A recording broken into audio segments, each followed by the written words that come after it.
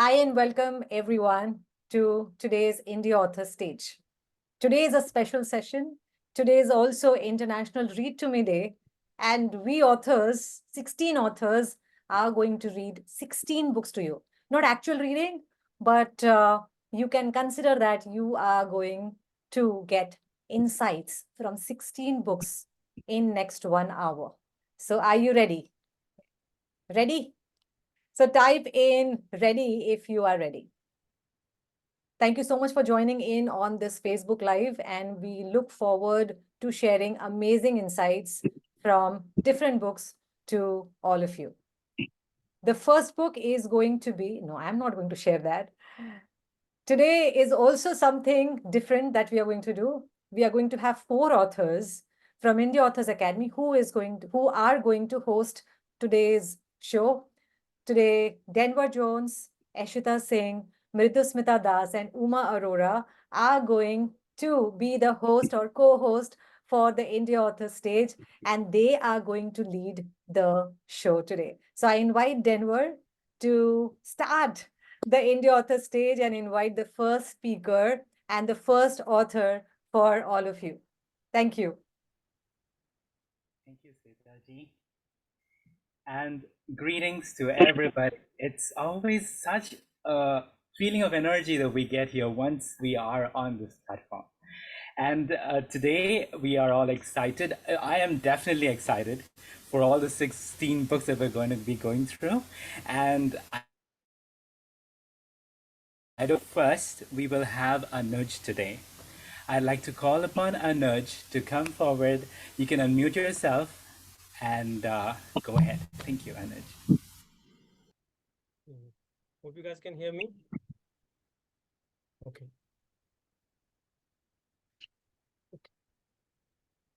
So, have you guys ever heard about somebody who actually walks on a land that is filled with the landmines? Or do you think it happens only in movies? If that is the case, what I'm going to tell you today is surely going to surprise you. So, good evening, everyone. My name is Anuj, and I'm going to talk about this book called The Tiger's Paws. I hope you can see this book. I'm not sure. So, this book, okay, I'm not sure if it's very clear, but the author of this book is Swami Virupaksha, who is an Art of Living volunteer. So this book is all about this civil war that happened in, right? So this book starts somewhere around 2004. It is a non-fiction book. Yeah, we all know that the civil war in Sri Lanka, it was a long drawn out affair, right? It happened. So it started somewhere around 1983. It went on till 2009. So this book starts somewhere in 2004 when the tsunami happened. I hope you guys remember it, right? So it was at that time that the Art of Living Foundation started its efforts towards providing the trauma relief to the. As part of that, along with that, they also started to bring in peace efforts in this country. So this book is all about what actually happened on the ground, how Art of Living was able to go there and starts talks with the LTTE, which was the other party. So the civil war was between Sri Lankan government and LTTE. And so it talks in detail about what happened in those years, right? From 2004 up to 2013. So the was over in 2009, but even after that, even after the war was over, the efforts to bring normalcy to people, it continued, right? So in between, there is a very interesting piece where what I told you in the beginning, right? So that happens. There is like a stretch of 700 meters of land, which is like a no man's land, and the chairman of Art of Living, Shri Ravi Shankar, he actually goes there and actually travels on foot on this no man's land and goes to the other son, who is the leader of LTT. So it sounds like it's a non-fiction book. It almost sounds like a fictional book. It's very, very interesting, all those episodes. And so I don't want to go into detail. You can go yourself and read this book. It's very interesting. There's a lot of suspense, and at the end, you will also get to know something little different, which you may not have expected. Apart from all these events, this book also talks about something which is very crucial, I feel, in today's world. What's going on in today's world, right? And how do we bring peace into all these wars, right? So this book gives us some solutions around that. How can we actually start these talks? Because between the warring parties, right? So what does it take to start talking to the other party, right? So all those questions are also answered by this book. At least I feel everybody should read this book and also share this with others so that we get this idea, like bring peace in all these situations, right? So very, very important book, timely book, I feel, in this time. Yeah, I hope you will go ahead and read this book. Thanks a lot. Thank you. And there you have it, the tiger's paws. Thank you so much, Anuj, for sharing. I'd like to, all of us, give him a good cheer. Thank you so much. It's delighted. You know, the thing about war, people fight wars to bring peace. Isn't that strange?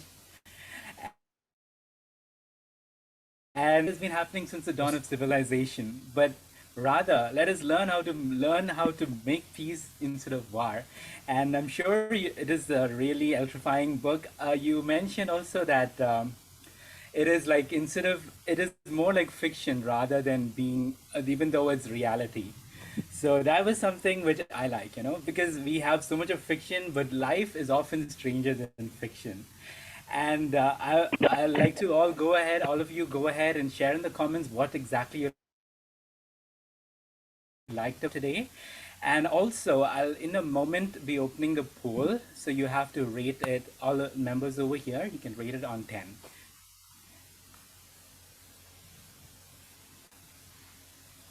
Just giving you a few moments. We'll have about a minute for that. And then we will go on to our next speaker. Be ready, but finish this all soon. Make sure that everyone does it, okay? Thank you, everybody. And all of those of you who leave your comments, encourage the authors. And we have awesome authors. Do wait. There's a lot more in store for you today.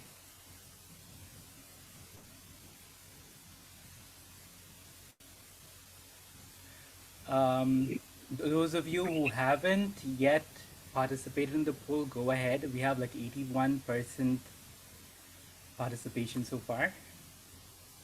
Go ahead and do it.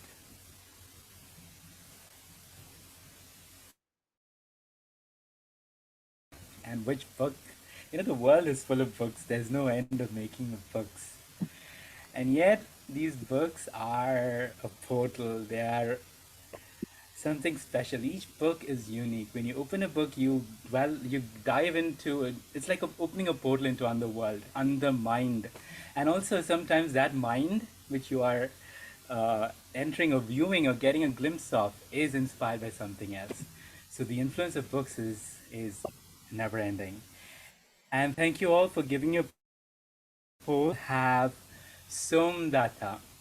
I'd like to call upon Somdata. Please unmute and the stage is yours. Thank you, Denver. Am I audible? Yes, good. Loud and clear. All right, I'll take the cue from where Denver left, influence. But before that, let me take a step back and talk a little bit about my childhood. I had a very lonely childhood. I lived in a nuclear family and I did not have siblings. With all I had was my books. They were my best friends. Good evening, I am Somdatta, and I'm going to talk about the one book that had a great impact in my life. So I was introduced to this amazing, adventurous world of stories at the age of 5 when I started reading Satyajit Ray. And then slowly I explored different genres such as horrors and detectives and fairy tales and science fiction. On one hand, I was reading Rabindranath Tagore's work. On the other hand, I was reading Shakespeare at school. I also devoured a lot of contemporary fictions of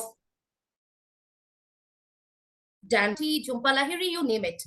So if you ask me, which is one book, like which is your favorite book? I can't answer that. It's very difficult for me because there are so many of them. But if you ask me, which is that one book that inspired you, I have one. Now, this is a children's book, and I'll tell you how it inspired me. It's called In My Heart by Nandana Dev Sen. I stumbled upon this book a little bit, while after my daughter came home through the process of adoption. After my daughter came home, it was adoption friendly. And that's when, after a few of my searches, I came across this book, In My Heart by Nandana Dev Sen, and I was about to read it. And then I noticed, okay, the target readers are of age 5 to 7. And I was curious.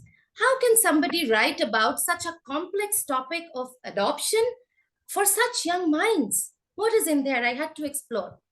And so I started turning the pages. And I was spellbound because that's the first time I understood the concept of a heart baby. So this book, narrates the tale of a family which is formed through adoption. A father, mother, a little girl, and a pet dog, a very happy family. And the writer beautifully introduces a concept of heart baby, wherein she says this little girl, although she was born from her mother's womb, when she was adopted and she went to her adoptive family, her parents who now take care of her now parents also gave birth to her from their heart.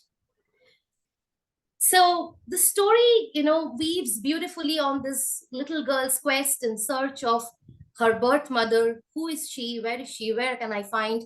And in this journey, she explores and she experiences love and affection from all spheres of life, from her grandparents, from her school, her society, her own parents, of course. And then in the end, she realizes, she had a big realization, by the way. She realizes that her birth mother is there with her, is within her. Her birth mother is there in her heart. I was touched, getting goosebumps as I speak. And not only was I touched, I was also inspired to write about my daughter's journey, to be open about the process of adoption, to be open about families who are formed through love and not through blood or not through genes. And today I'm an author of a children's book on the similar topic, on the same topic, actually. And I could get that courage from author Nandana Dev Sen and her book, In My Heart. I recommend this book, this beautiful illustrated children's book for everybody to read. Go ahead and grab your copy, although this is a children's book that's there in it. Thank you very much. Big round of applause to Sujata. Thank you, Sujata. That was really eloquent and beautiful and heart-touching as well. And in life, we may find ourselves in sprouting up from different parts of the globe in different situations, different different families, different cultures, and everything. But ultimately, we get to choose who our family is and with whom we associate. And whether you are cast upon a sea or different continents, something, some energy brings those together who are meant to be. And we will go ahead and open the poll for Somdata. All of you, please, please, please go ahead and rate Somdata on her speech. And as that is going on, those of you on Facebook, please go ahead. Those of you watching live on any platform, go ahead and beautiful book, In My Heart. And also the presentation we had today by Somdata.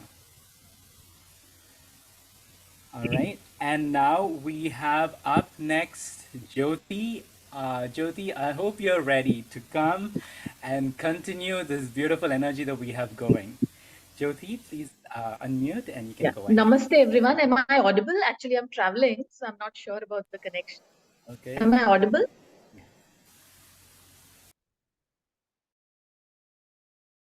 The volume is okay? Yes.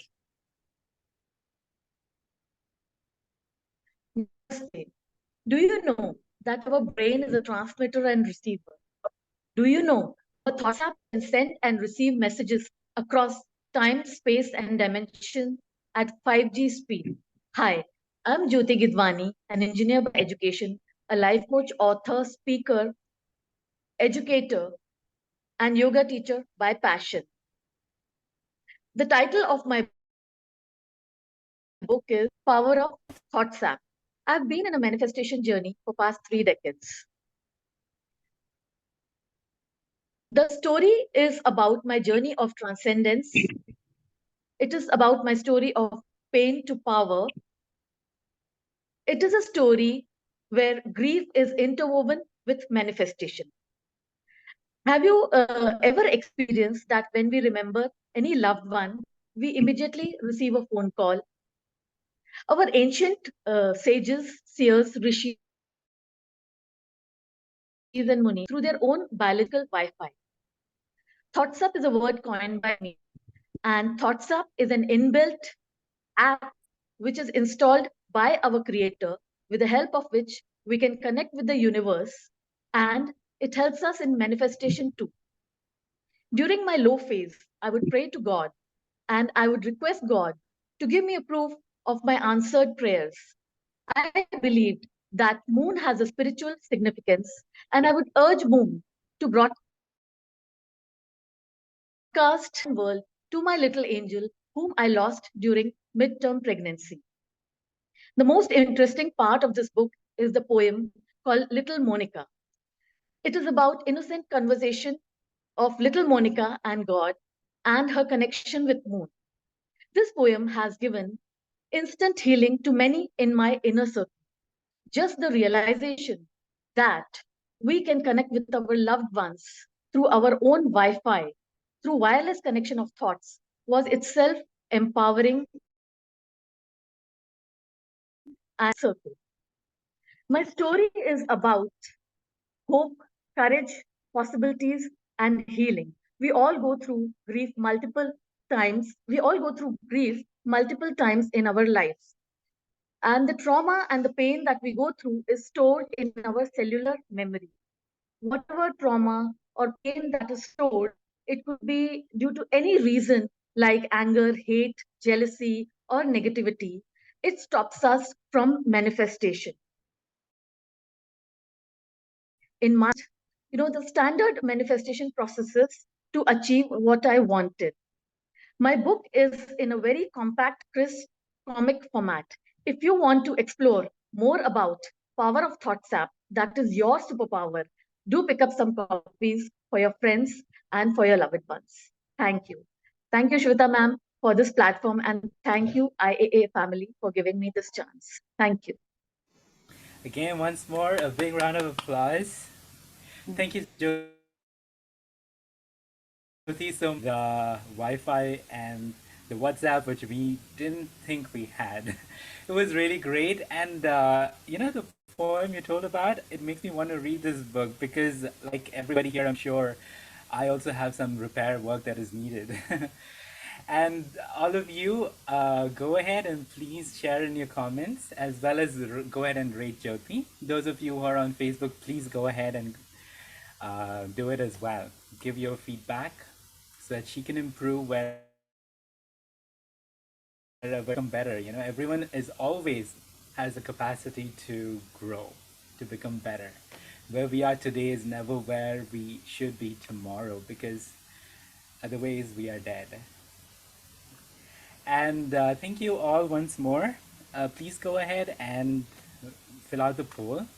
And if Mufadal is here, please raise your hand. I'm not able to find you. Mufadal, if you are here, please go ahead and raise your hand. If not, then we will once more. And thank you so much for this inspiring book. I'm sorry I didn't share so much about your book. It was so deep that I think I have to read it to gain. And thank you for making it a short and crisp version for all of us to enjoy. Thanks once more. Ishita, you may take over as host. Thank you so much, Denver. All the participants are doing wonderful. Awesome. Our next speaker, let's welcome him. He's Samir. Samir Shah. Am I audible? Am I audible? Yes, you are audible. Okay. So I am a new joinee actually, and this is my first speakathon. Do you know that my book is A New Earth by Echart, and it's a very big book. And first, I want to ask a question. I want to tell you a fact that do you know that 99.9% of our body. This is a fact which which most of people don't know. So this I am actually in police. I'm an SP Lakshadweep actually right now, and I want to tell you about this book, New Earth by Echart Tolle. It's a long book, and it has 10 chapters. And this book is basically about spirituality, you can say, but it doesn't include anything. It talks about a new concepts in spirituality, I would say. It talks about Eckhart Tolle talks about the ego. It is talking basically, the main thing is talking about a new earth, a new world is coming from last 2500 years. He talks about that a new earth is coming. He talks about ego, which we already know what is ego. Ego is thinking mind, we can say. When we think of anything, and our thinking mind, we label the things, that is basically in which we become unhappy by comparing others, by uh, by blaming others. These all are basically mental pictures. He talks about this as a new concept called pain body. He talked about ego, pain body. Pain body is basically the past emotions, which are negative emotions, which a person carry in his life. Then he carry that emotions, past negative emotions, and he in day-to-day activities in the present moment, he is not in the present moment, and he take decisions on behalf of that negative emotions. He also spoke about this story of two ducks, like in animal kingdom, when the two ducks fight from each other, then they just after like 5 minutes of fight, they just fly their wings and they just forget the fight. But in human in our human kingdom, the when anybody fights, or when anybody have grudges against, then they continue that grudges even after the fight is over. So he talked about this pain body, he talked about ego, and he finally he talked about the purpose of life. He spoke that there are two purposes of life. There is one inner purpose, there is one outer purpose, and he talked about that, become more aware of yourself, to awaken yourself, to become more present in the moment. And the outer purpose is the normal purpose which everybody has, like to attain something. But he talked about that the outer purpose always do suffering, and whatever the person do, it will always be a suffering. But the inner purpose, to become aware and to be present at the moment, that is the only purpose which one must follow. He talked about the new earth, that slowly and slowly the inner percent is 99.9% is inner space is empty. He talked about to think about that space. Your mind and your thoughts are only about 0.1% of your consciousness, and the space, inner space, is the main consciousness. You have to feel that inside your body, and by that only you live in the present moment, and then only you do the work.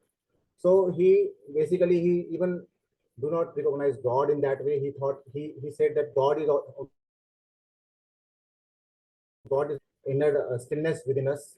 So there are very strong concepts which are to be considered, which may if anybody is interested, he or she must read this book and get these concepts. It is very good for life.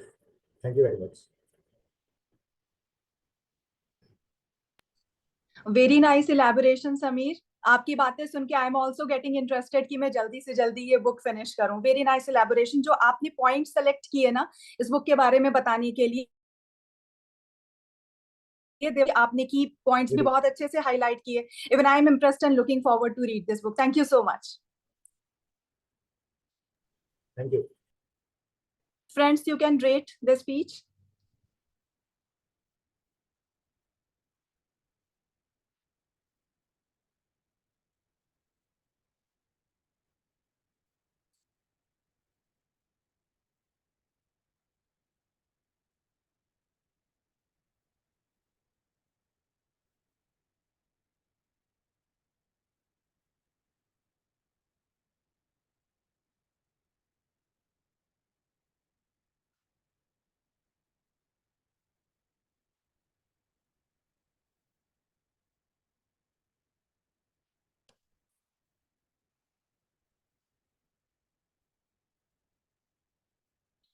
So let's welcome our next speaker, Khushbu.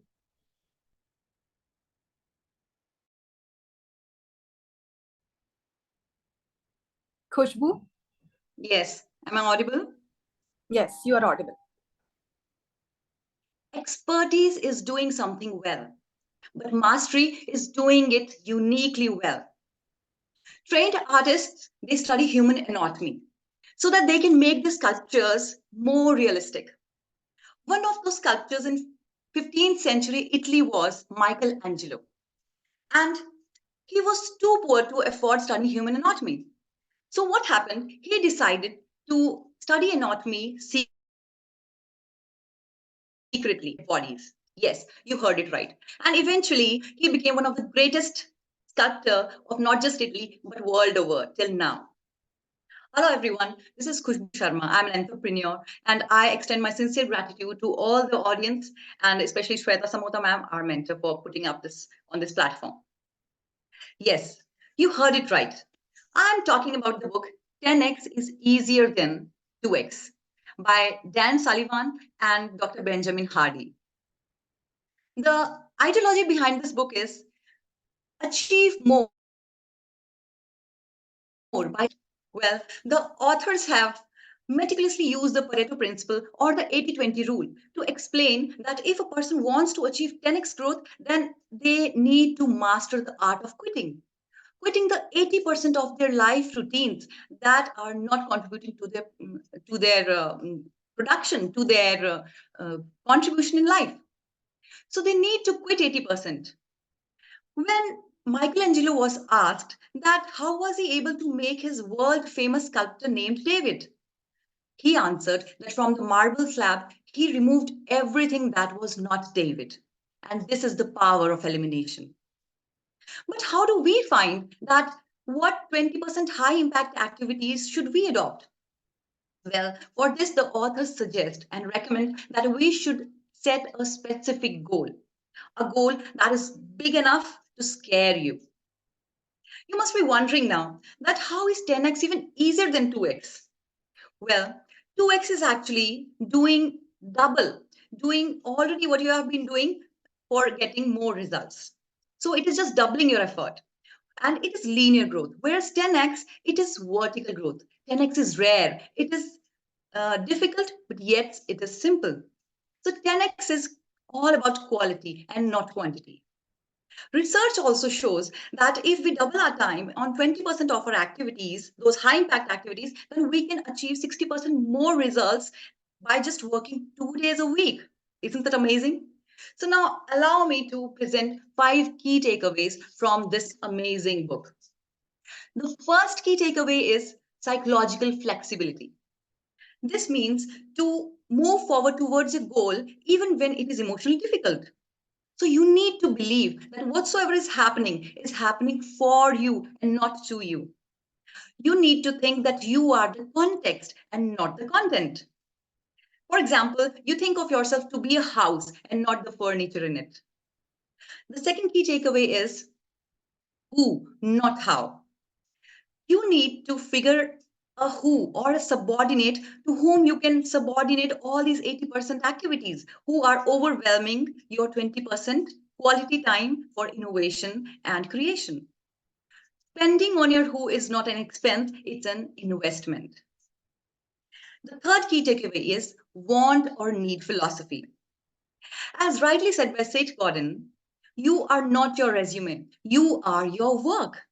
So it's very important to focus on your unique abilities and carve your true self out, just like the David of Michelangelo.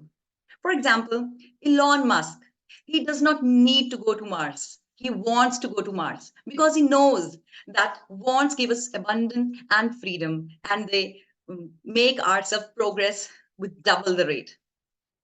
The fourth key takeaway is set your worth higher. We all know Jim Carrey, the famous comedian of Hollywood. While his struggling days, he once just signed a random check of $10 million and kept that check in his wallet. And exactly after 5 years, he just came through a breakthrough, and he got actually signed check of $10 million for his movie. And this was how he rated his worth, right? So it was all about that we should never ever lose our worth, even in our darkest days. And the fifth, the last but not at all the least key takeaway is psychological detachment. We need to detach ourselves from our work while we are on break. Because most of the innovative ideas occur only when we are. For example, Bill Gates, he used to disappear for weeks from his family and friends just to read a lot of books and articles. So, people, all this book has to say is dive deep into your own self to catch that big fish. And that big fish is your unique ability. And align your goals and your actions so that you become not just an expert, but a master of yourself. That's all. Thank you. Wow, wonderful speech, Khushbu. कि ऐसा लग रहा था जैसे मैं किसी बहुत ही famous motivational speaker को सुन रही हूँ because I am getting motivated to read this book and also with your pretty smile when you speak ना ऐसा लगता है बस सुनते जाओ awesome awesome very nice elaborations आपने जो जो पॉइंट्स इसमें बोले हैं awesome wonderful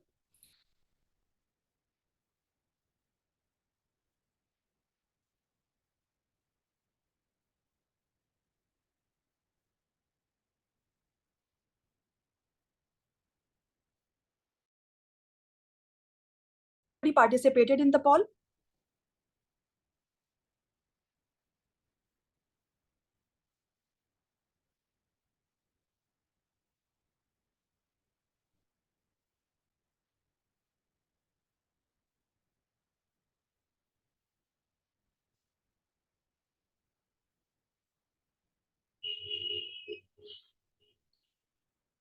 Okay, everybody participated. जो लोग भी फेसबुक पे ये देख रहे हैं please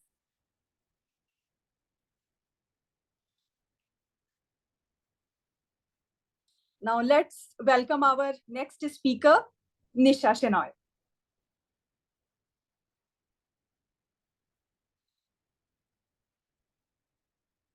Hello friends, I hope I'm audible. Okay. We all love power, don't we? But do you, if I were to ask you an answer for that, please type your answers in the comment box and let's see if you get some interesting views on power. But by the end of 3 minutes, I promise you that the author's book that we're going to now review is going to decode and change the idea of power in your head. So friends, the book I'm going to talk today is David and Goliath. It is written by a Canadian author, Malcom Gladwell, and he's been one of my personal favorites. He's written some bestsellers like Blink, Tipping Point, Outliers, and each of them have what the world has failed to see. Now, coming back to David and Goliath, some of you might already know the epic battle that has happened between a giant and an underdog. If you have heard this story before, and have not read the book, I can tell you that you have not heard the story right. So wait for the next 2 minutes, and I'm going to tell you what the world failed to see. Now, in ancient times, when there were wars, nations were very smart. They did not want bloodshed. So they used to have this one-on-one battle between two giants. So in one such Palestine sent a giant called Goliath. Okay, and now who is Goliath? This huge 8-foot giant, howling and yelling, coming into the arena, challenging the Israeli army to send their warrior.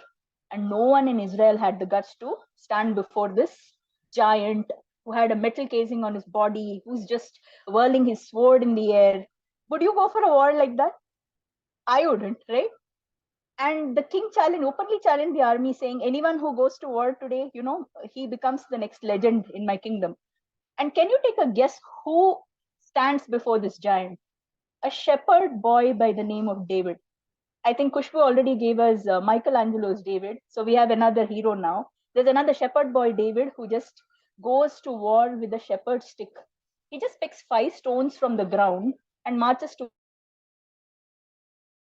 towards the giant. Is so insulted by the size of David, which is so lean and small. And he's just come with some sticks and stones. So the giant is howling at him, saying, do you think I'm a dog that you come to me with sticks and stones? But David doesn't say anything to the giant. He just waits quietly. He stands at a distance of 35 meters from the giant, calm and cool, positioned to take his shot. He just takes a slingshot from his pocket, picks up the stones that he had taken, rolls the sling in the air 7 to 8 times, and then in the next second, the shot has hit the giant's head and the ground, and he is unconscious, right? David runs to the giant, pulls his sword, and cuts his neck. The war has ended even before it has begun. The giant didn't even know what was about to hit him, right? This is what power is sometimes. And the world had made the mistake of thinking that David was an underdog.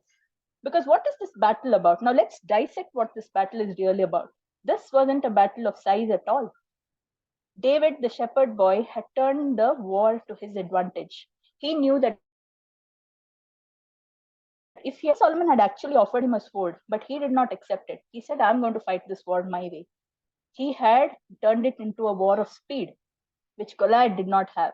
With the body of that size and with swords, he was not expecting David to come up with the ballistic war at that point. Now imagine stones and a slingshot. David was actually standing there with nothing but a equivalent to a handgun, right? I mean, it's a .45 handgun, hand pistol that David was using equivalent. In any war, power often doesn't lie with the size of the person, doesn't lie with the weapons that you carry or the size of the audience that is cheering for you.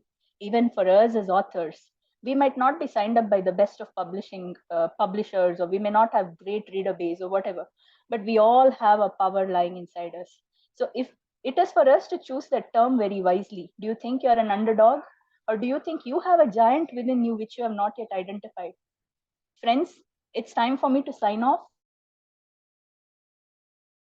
But to introduce myself, I'm Nisha Shenoy.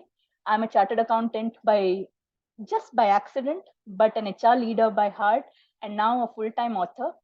If there's one word that resonates with me, it's the underdog. And even to this day, I think I love being an underdog, because that's the only way you surprise people, don't you? You don't have to all the time blow your own trumpet and say things, but then the point is, each of us need to know where our power lies. So before you sign off, do go to the comment box and do tell us. Have a great evening, people. Love you all. Thank you so much for this book review. It was a wonderful motivational speech, and your storytelling ability is awesome. I'm really inspired.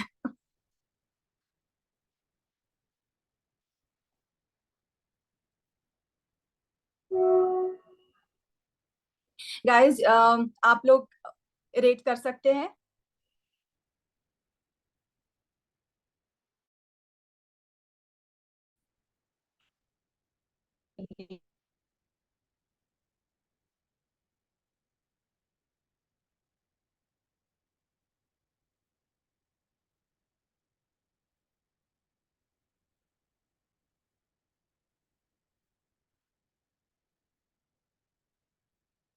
Okay. Please vote everyone. And those who are watching it on Facebook, आपका comment बहुत बहुत ज़्यादा important है to motivate us, to motivate the speakers.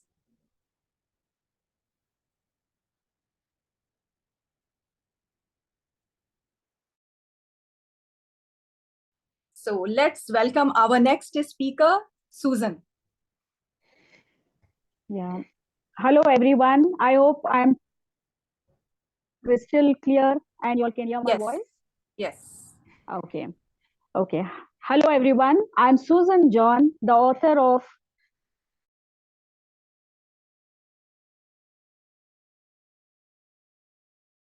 Yoga, My Bhakti and Shakti, and Count Your Blessings One by One. For me, participate in this speakathon. Thank you, ma'am. I would like to take time to thank my fellow authors and the viewers who have taken out their precious time to come and watch this wonderful show.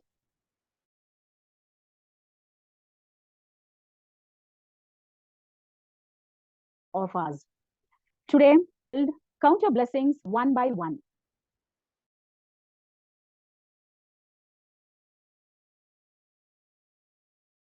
Written by Susan John of Count Your Blessings, Name Them One by One. In this book, Susan, the writer, right into her nostalgic childhood memories. And then from there, she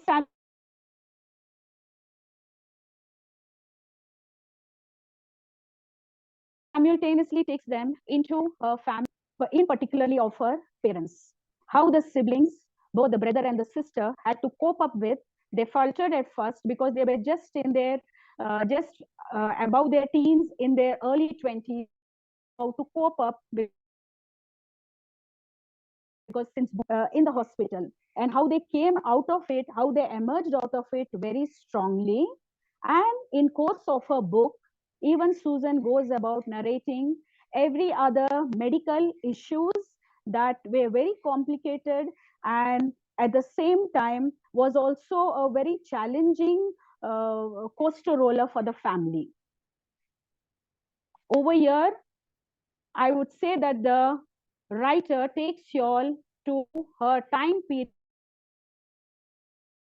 period from early 20s up to most recently, where life has always thrown challenges to her and where she's gone through everything and emerged out very strongly. Over here, she talks about simultaneously also parallel that about the happy moments in her life that occurred along with the medical issues also. So all that life we get to know is all about the ups and downs, where you have a happy moment and then you have a sad moment. It's all there. That is what life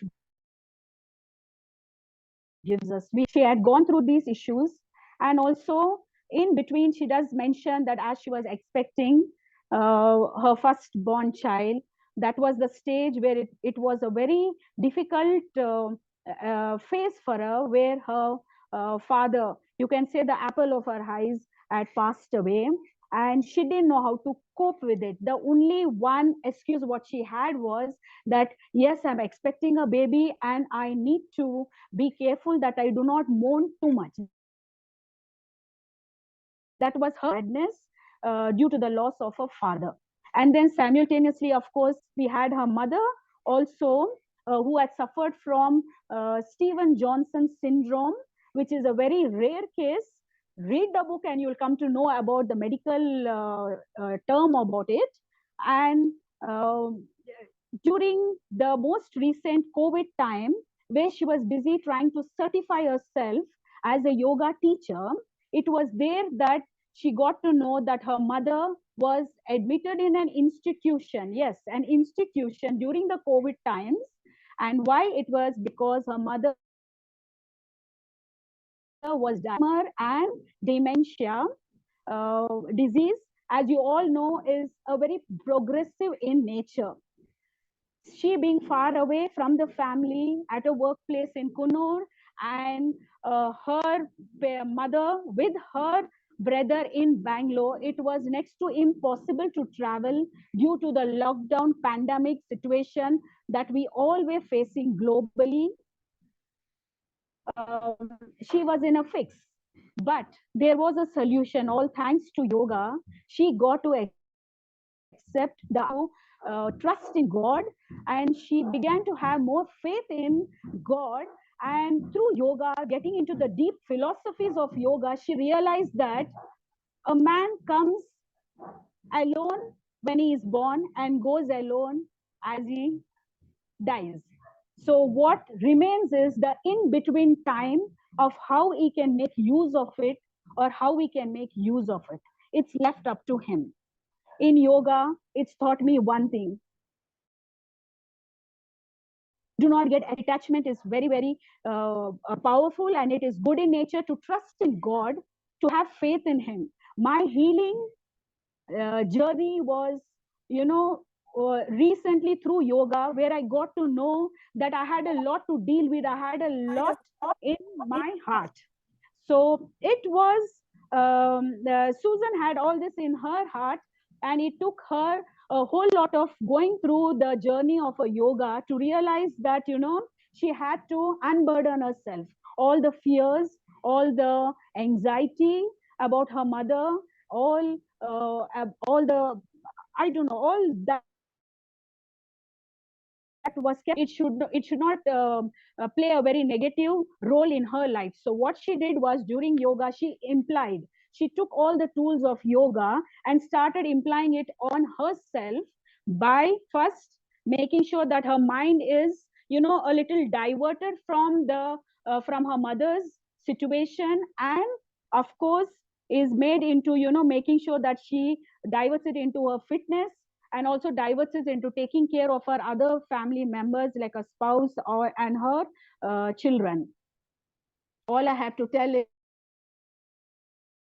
is realize that we always focus only on the sad but difficult parts in life. Over here, I started counting my blessings right from the days as a young girl and up to most recently. I suddenly, Susan began to realize that, there were so many blessings that were working along the tragedies in her life. She suddenly started to notice there was a whole lot of positive improvement in her, and slowly, bit so at the same time, she started manifesting things which started becoming real in life. It was like, her wanting to certify herself as a yoga teacher. She wanted to become an author at way beyond during her childhood days, and it all came into reality. The solution over here is, one needs to heal from within, and one needs to be in touch with God. One needs to appreciate the family that we are born into, because one should know that God has given us the family. It was not our choice. It was just given to us. Life is given to us. Let's make beautiful blessing, because in our family, it is only our ancestors that are passing on the DNA, that beautiful, strong DNA, the lineage that passes on from the ancestor through us and to our future generations. So we have to make sure that we realize and start counting our blessings one by one. That's the reason why she named and titled her book as Count Your Blessings One by One. And as you say, yoga is a very, very beautiful journey. It made me become spiritual was initially, but it totally changed me. Today, I would rather be known as a good human being than as a religious person. I keep my mind open to growing, regrowing, and then, correcting myself, relearning everything all over again and again. And my mother, to tell you frankly, during that COVID time, how was the odd that anybody could have got a seat in one of the best Alzheimer institution, where she's taken care of 24 hours, and she's in a very safe environment. What a daughter or a child want for her mother or a parent.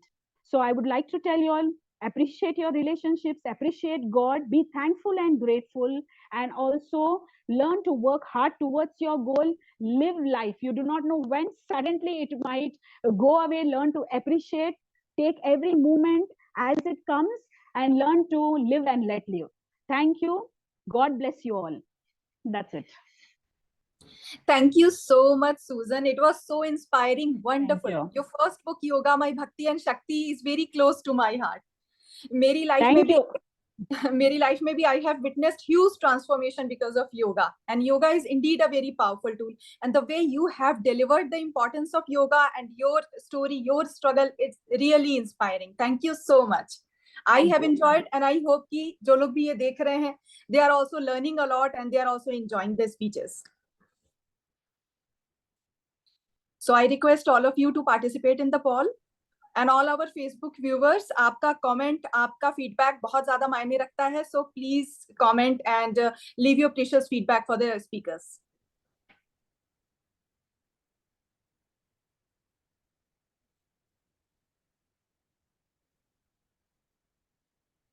Everyone has participated in the poll. So I request Mridu to take over. Hey, thanks, Dishita. I hope everyone listening to our show is having a good time. And yeah, so not delaying any bit of it, I would like to invite Devika ji to take the stage and start with her book review.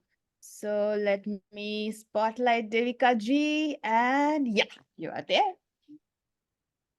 Thank you, Mridul. Cleopatra launched 1,000 ships with a face. And the book that I am going to introduce to you has transformed thousands of lives. It is a book which has awakened in me a desire to experience different dimensions within me.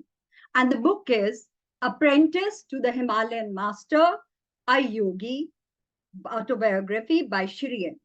Shri M, you can see his face. Shri M is a spiritual master and an educationist and a social reformer. And he is also a recipient of Padma Bhushan. Now, dear friends, hold on to your seat because you are going to hear about things you can't believe, but absolutely true. And your finite mind is going to revolt because you are going to hear about beings and creatures who you thought never existed. And this book is going to shake your comfortable existence. And as soon as you read this book, your heart is going to say, "Dil mange more." So now for the story. Now, this book, Mumtaz Ali, Shri M, he transports you to his past life. Yes, you heard it right. Past life. And he is meditating in a cave when an old Muslim fakir comes and hugs him. He shrugs him off and tells him, "How dare you? Get away from me. Please take me as your disciple. I beg you. We have no place here for a person like you. I'm going to jump in Alaknanda and commit suicide. Do what you want to do." And the poor old man jumped into the swirling waters and ended his life.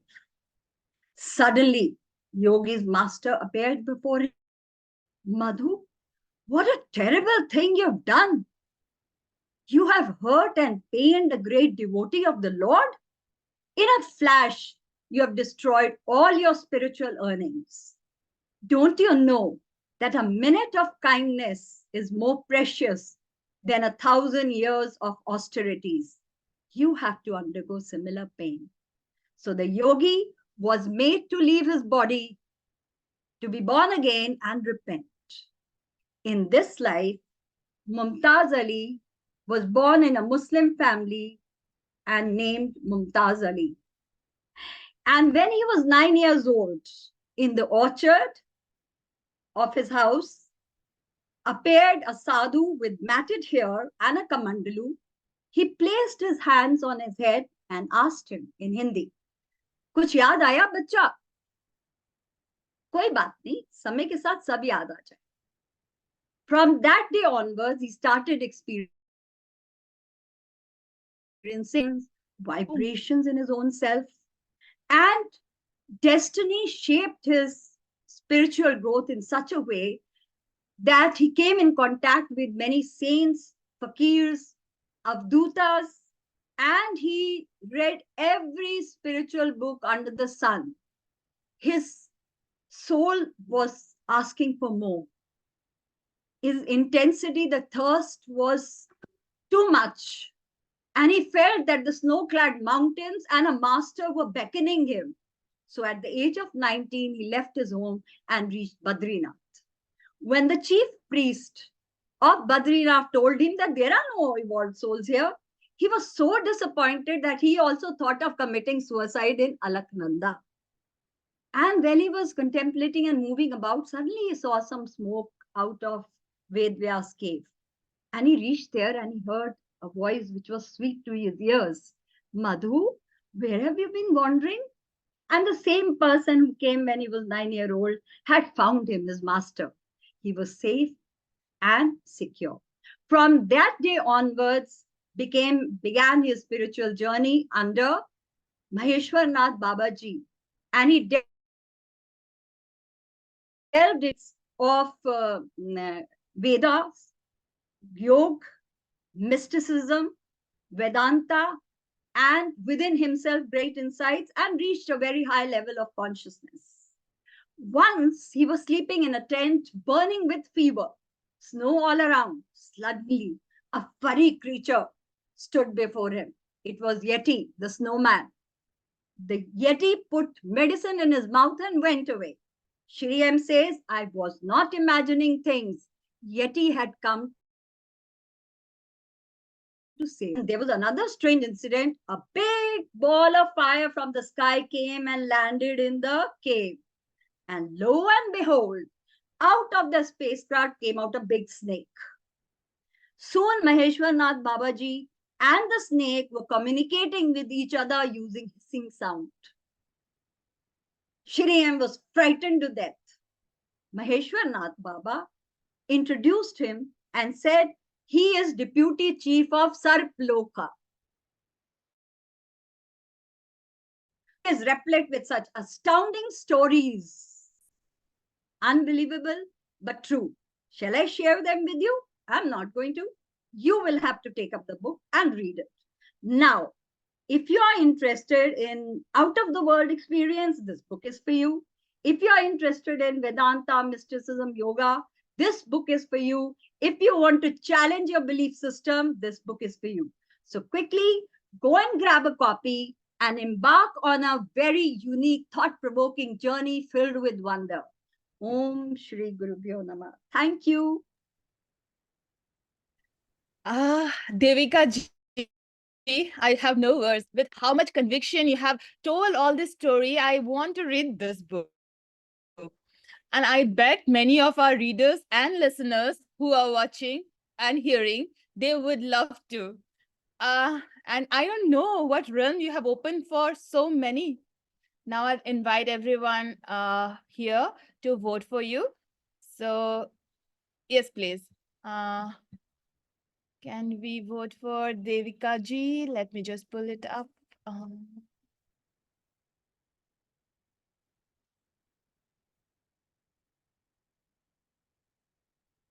I think. Yeah. So, yes.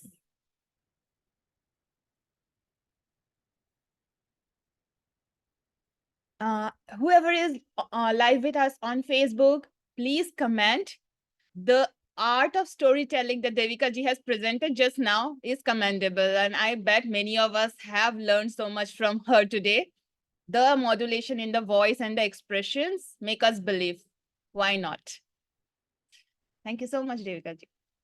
I hope everyone has voted. Yes, everyone has. Yeah. So now I would like to invite Srinidhi to come and review the book. So let me bring on stage Srinidhi. Yeah. Hi, Srinidhi. Please start. Yeah. Hello, family. Have you heard about this quote that says, "Nothing ever goes away until it teaches"? So, do you want to learn the biggest life lessons very easily by reading a book? If it's an yes, before starting, I want to thank my mentor Shweta Samota and each and one of you present here for giving me this wonderful opportunity to share my words. Myself, Shrindi KS, an IT professional, author, tarot reader, healer, and most importantly, a spiritual investor. The book I'm going to cover today is the English version of The Remedy for Sade Sati, that is a 7.5 years phase, which is the period which gives us the past debts or the karmic effects of the past debts, whatever you're holding.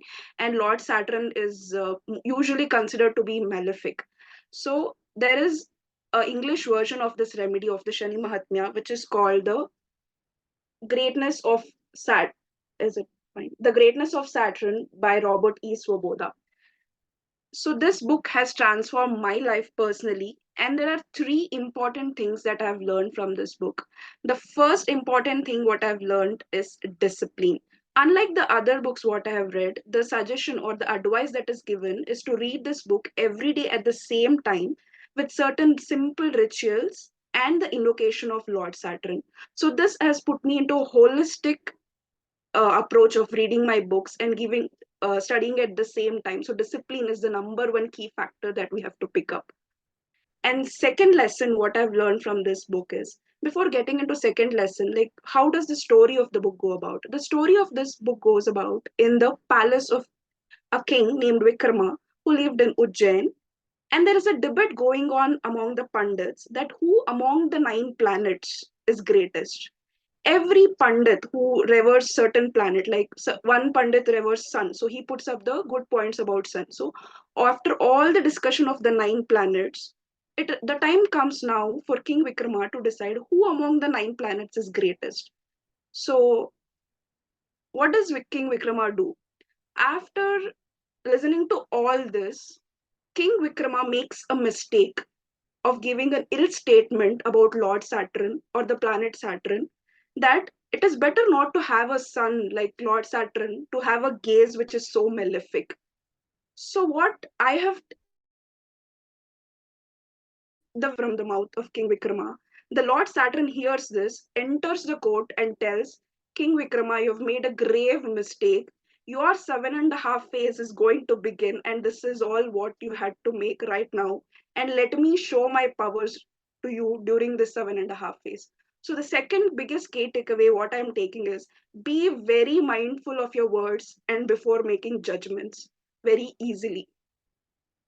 And the last and the most important key takeaway, which I want to tell, is the King Vikrama goes through the 7.5 phase. He loses everything, kingdom, his arms, his food, many things. He goes to torture and torment through the 7.5 years of phase.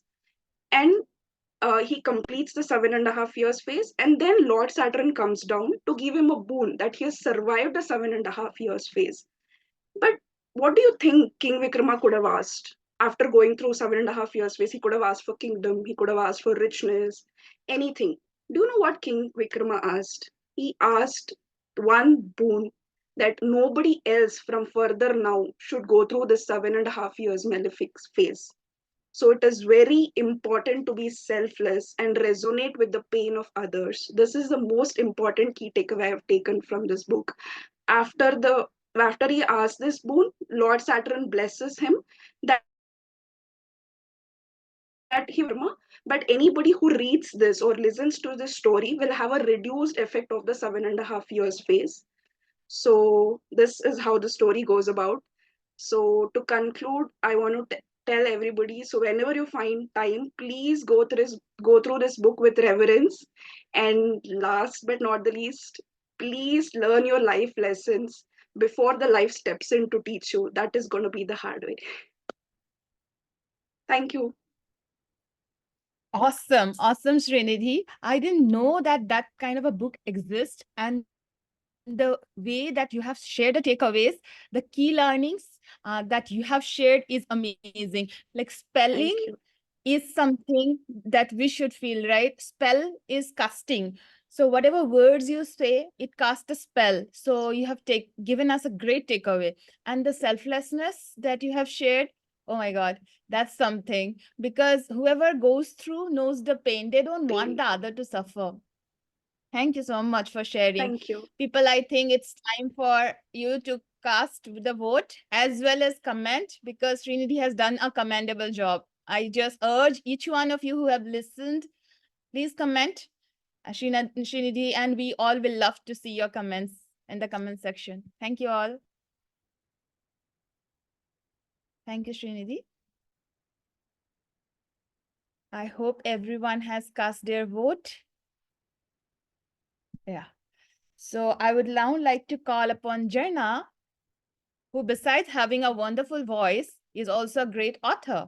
So let's welcome Jarna on stage. Over to you, Jarna. Hello, people. Good evening. I'm Jarna, author of the book Kuch Baatein Yaadon Se पिरोई. तो क्या एक book आपकी जिंदगी बदल सकती है?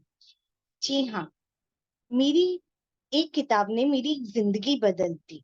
मैं बात कर रही हूँ मेरी पहली किताब, कविताओं की किताब कुछ बातें यादों से पिरोई, जो 20 अलग अलग विषयों पर मैंने लिखी गई है, जो आपको खुले आसमान की सैर कराएगी, जो आपको उड़ान भरकर बीते समय में ले जाएगी, वो भी बिना टाइम मशीन के. जी हाँ, यही तो बात है ना शब्दों की दुनिया की, कि वो आपको किताबों की दुनिया में ले जाकर वो सब अनुभव करा सकता है, चाहे वो आने वाला कल हो या बीता हुआ समय.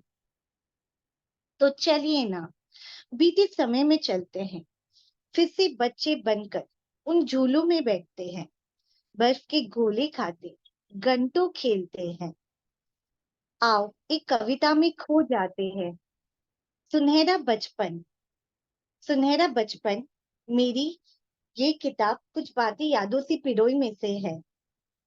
फिर से दोस्तों से जुड़ जाते हैं. दोस्ती एक अनोखा बंधन जो हम निभाते हैं. चलिए स्कूल की गलियों में खो जाते हैं. वो पेड़ की शीतल छाया में बैठते हैं. प्रकृति की सुंदरता में खो जाते हैं. प्रकृति की लीला में खो जाते हैं. ये कुछ चंद छेद थे मेरे कविताओं से. आओ कुछ लाइनें पढ़ देती हूँ.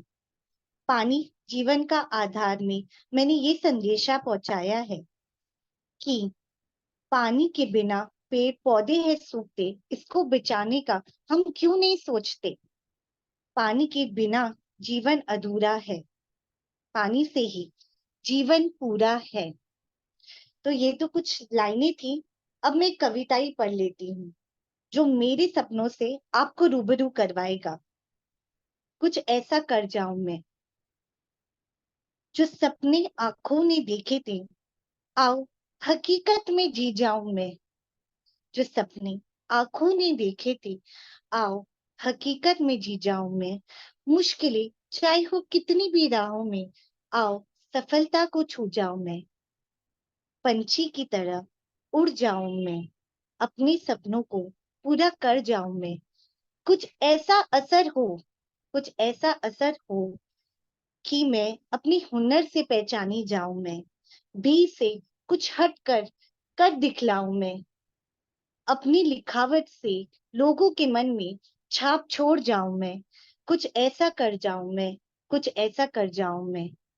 ये सिर्फ एक किताब ही नहीं, ये मेरे दिल के बहुत करीब है, क्योंकि ये एक पूरा अनुभव है मेरी जिंदगी का, जो मैंने 20 अलग अलग विषयों पर लिखी गई है. कुछ का शीर्षक है सुनहरा बचपन, माँ ममता की मूरत, प्रकृति की लीला, मुंबई नगरिया, औरत एक रूप अनेक, जैसे कई और विषयों पर आपको ये कविताएं मिलेगी.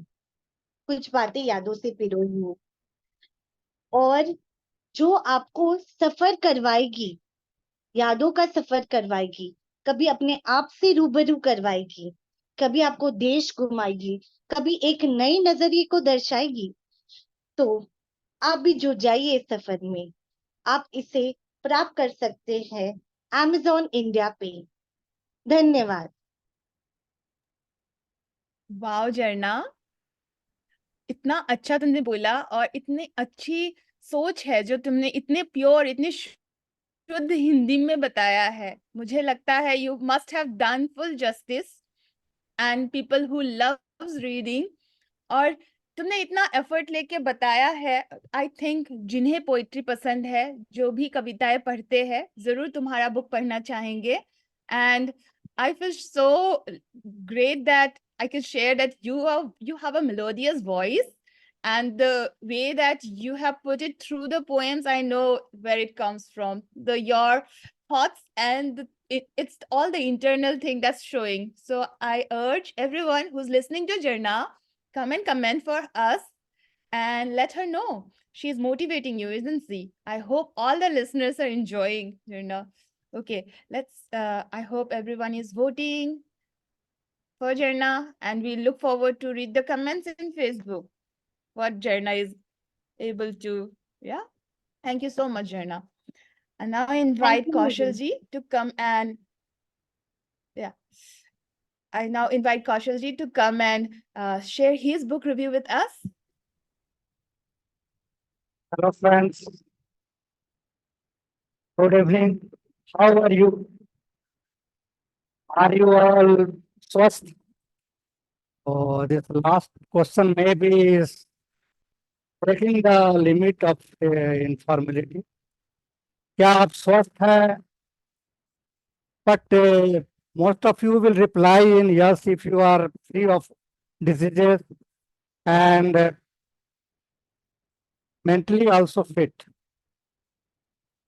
But here, swa means self, and ast means residing in. If you are residing in the best of yourself, then only you can tell yourself swasth. So I thank Sweta, Samata, and all my friends of IA and all the listeners give me this opportunity on the day of International Day of Reading a Book. I am Kausal Kishore, retired bank executive, and now with a mission to find out the gems of our scriptures, Veda and Upanishad, which are beneficial for the modern days, and then writing on those books.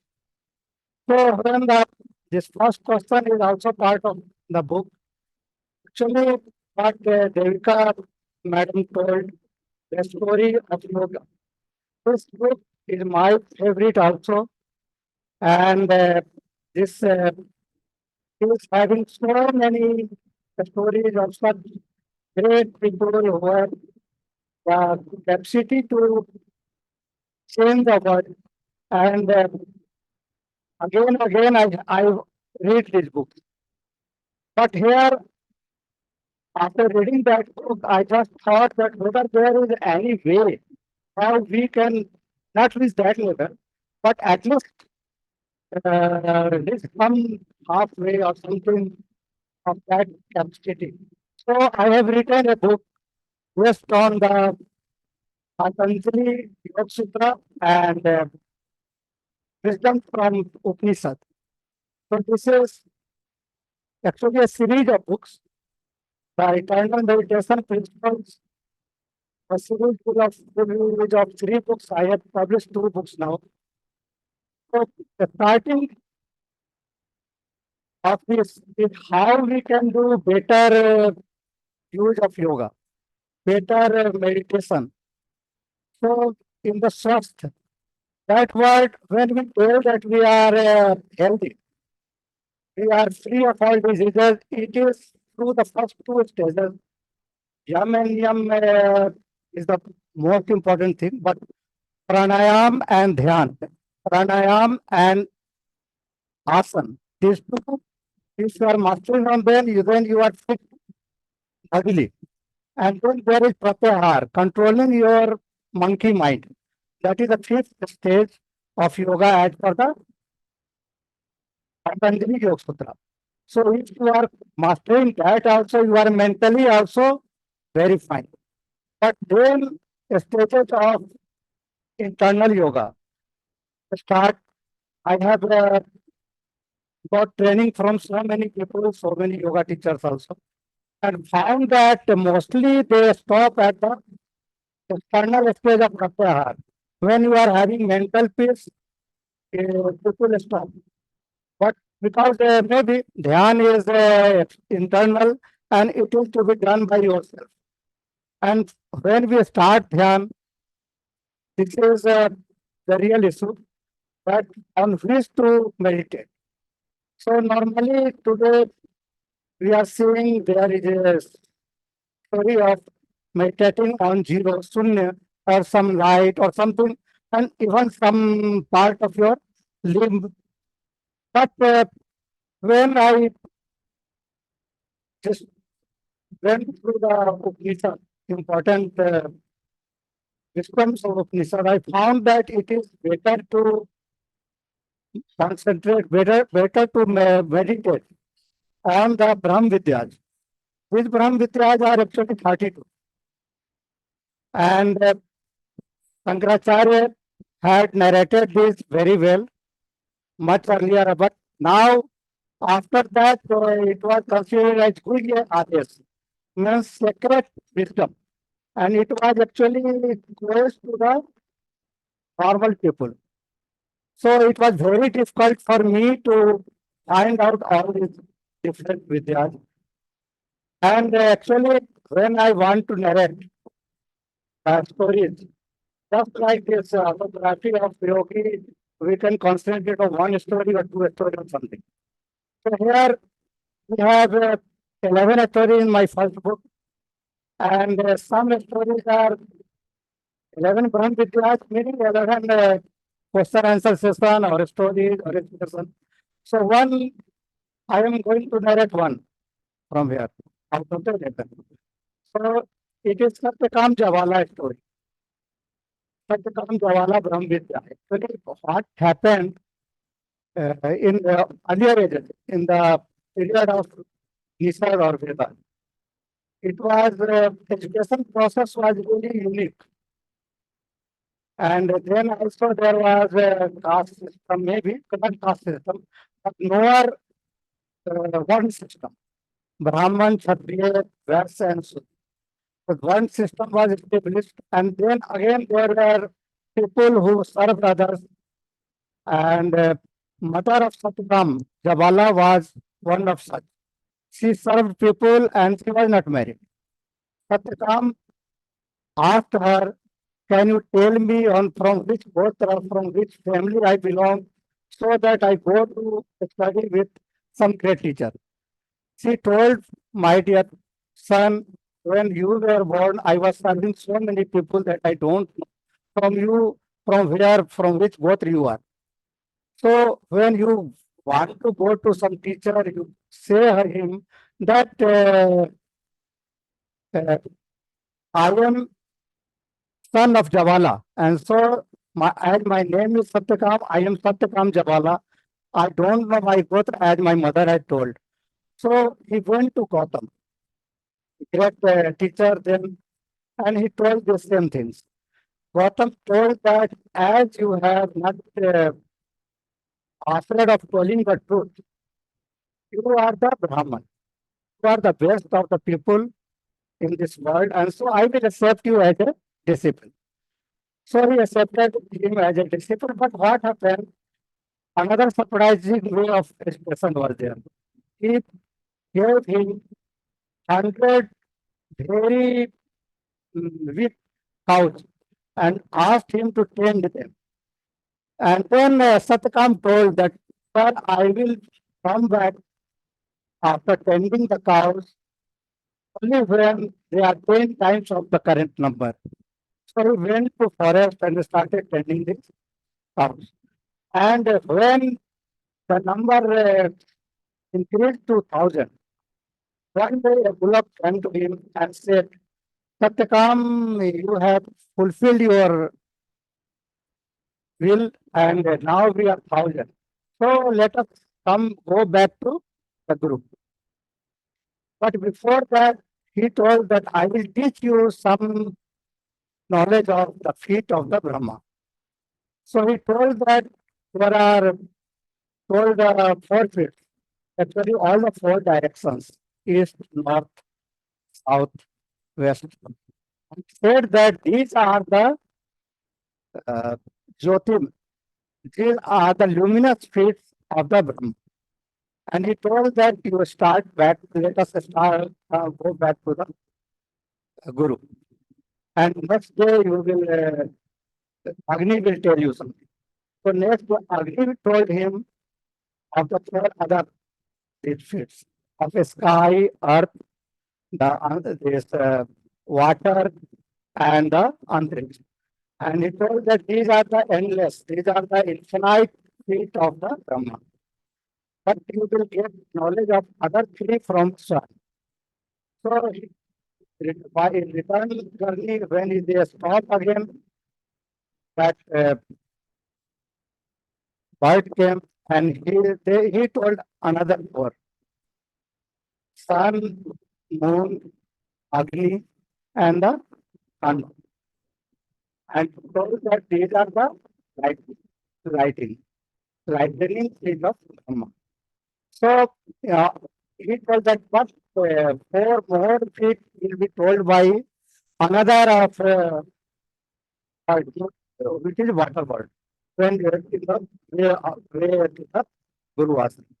So next every more water bird came and he told that there are 4 other feet of Brahma, that is your eye, your ear, yes, touch.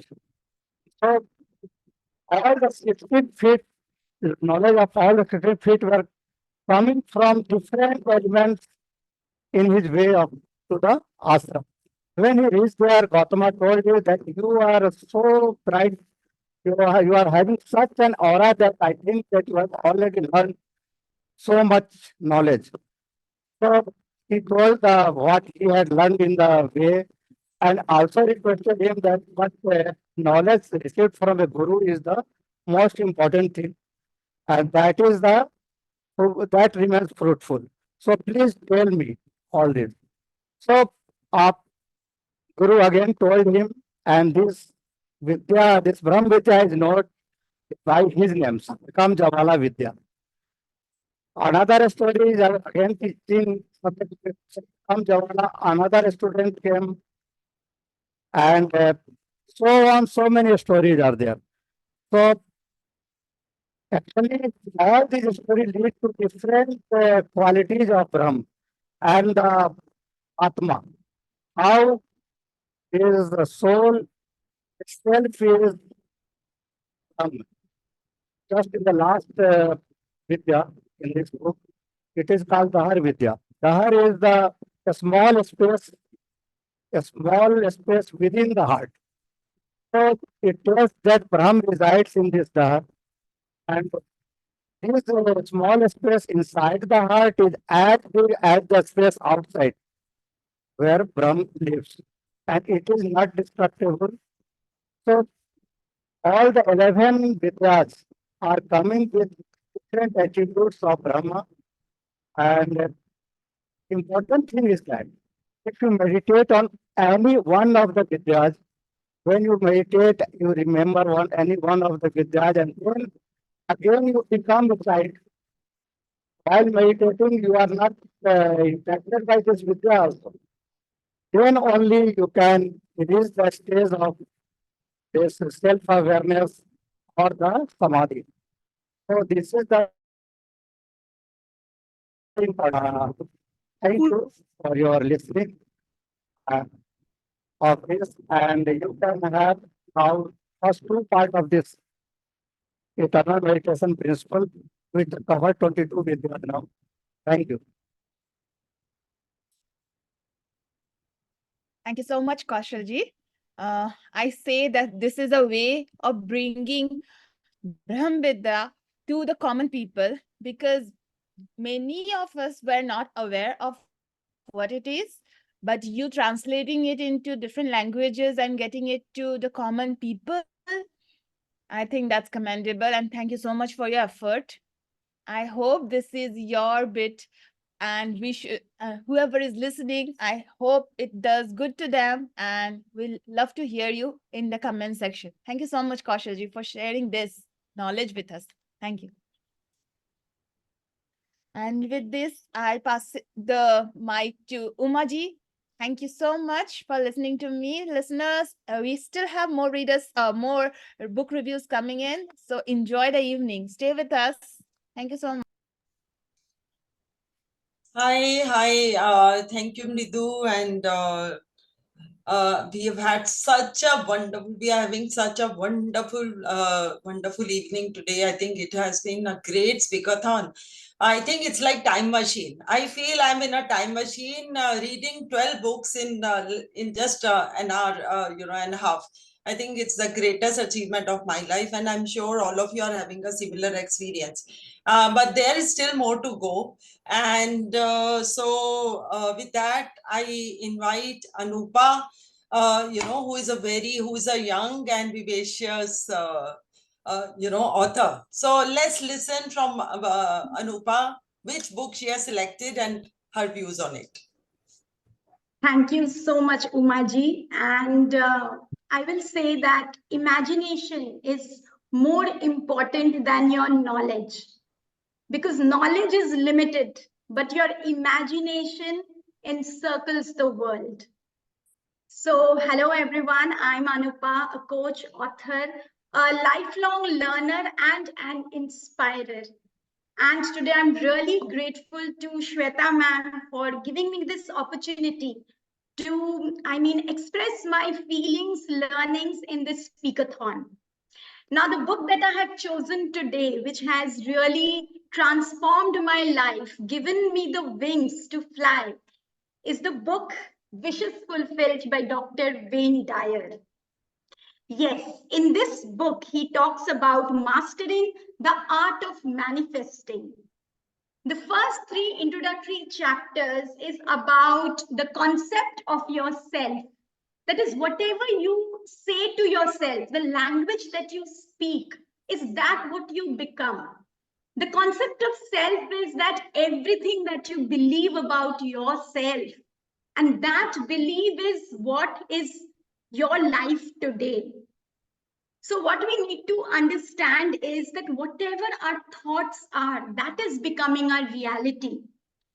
So if you keep on focusing on the lack, then you are going to attract more and more lack. But if you change it, if you say that I can't do it, but if you change it to I can do it, if you say I cannot get my dream job, but if you change it by saying I am in possession of the dream job, then everything works like magic.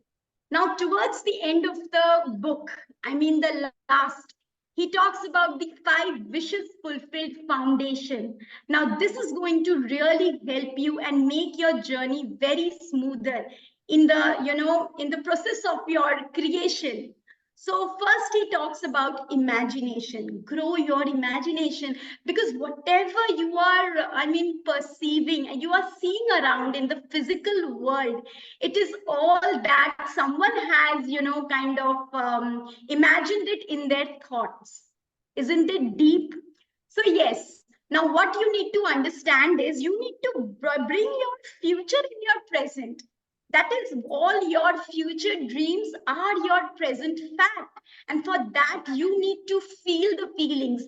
It's like if you want to become a great coach, then start believing from today that, yes, I am a great coach, and feel the feelings more and more.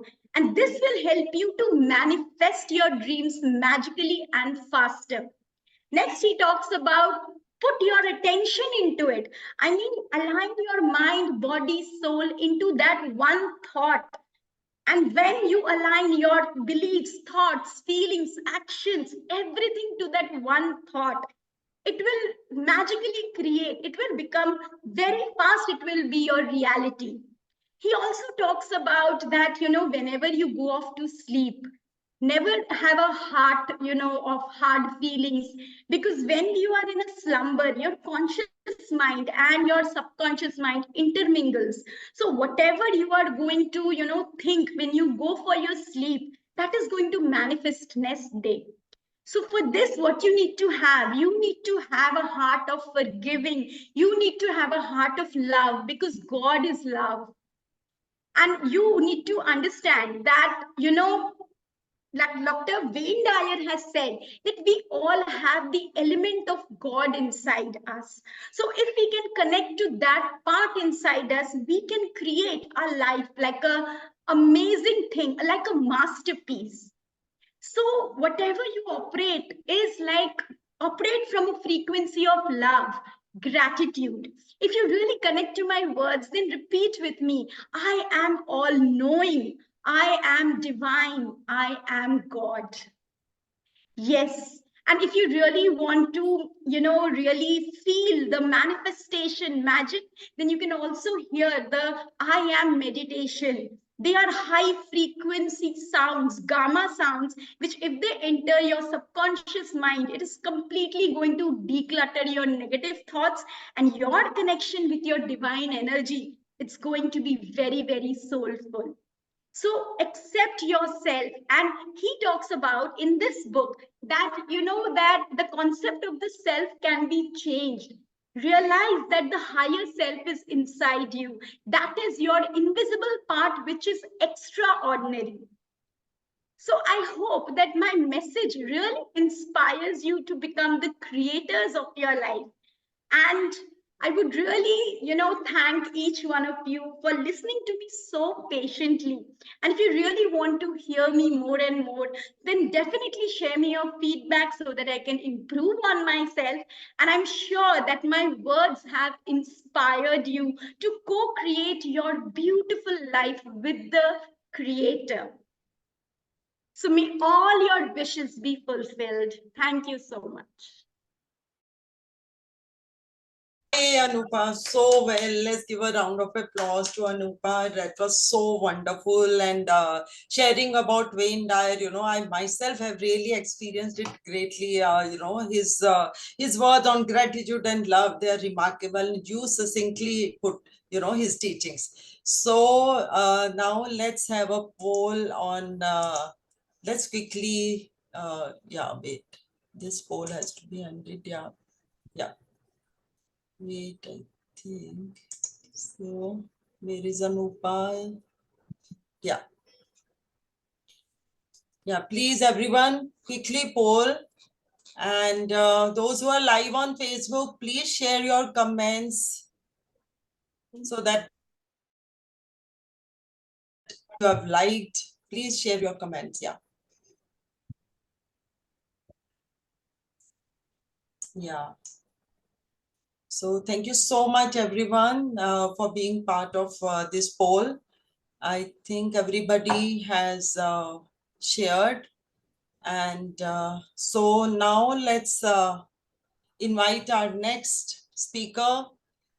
Bhavna, are you there?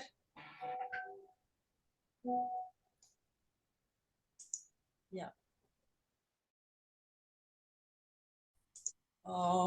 Where are you, Bhavna? Let me find you.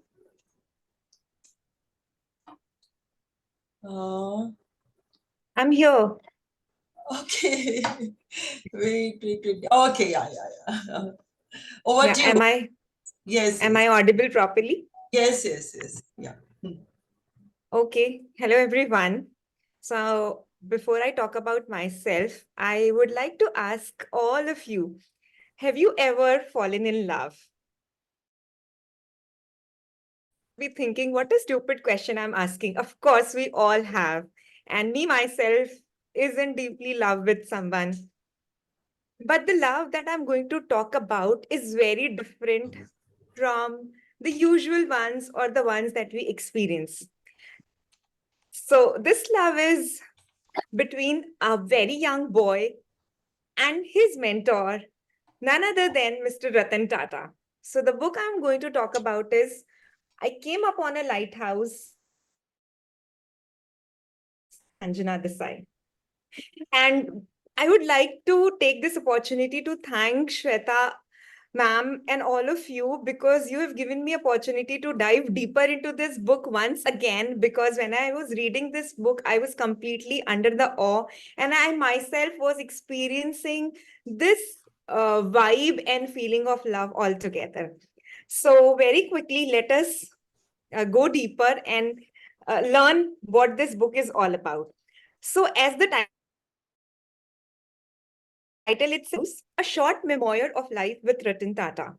And in this book, Shantanu Naidu has brought a very different perspective about the Mr. Ratan Tata. We all, who doesn't know the great chairman Ratan Tata? But the way Shantanu has opened up the avenues by including all the incidences, how he met him, and the journey that he himself is taking with him is incredible. In fact, I would definitely like to cover the very first part. It is mentioning that in his family, the Tatas has been worshipped, like literally amongst the gods. Shantanu's mother was keeping JRD Tata's picture, and she was worshipping him. So the value that has been already given to Shantanu about the Tatas was huge. So from the very childhood, he dreamed to work with him and to be with him. And, the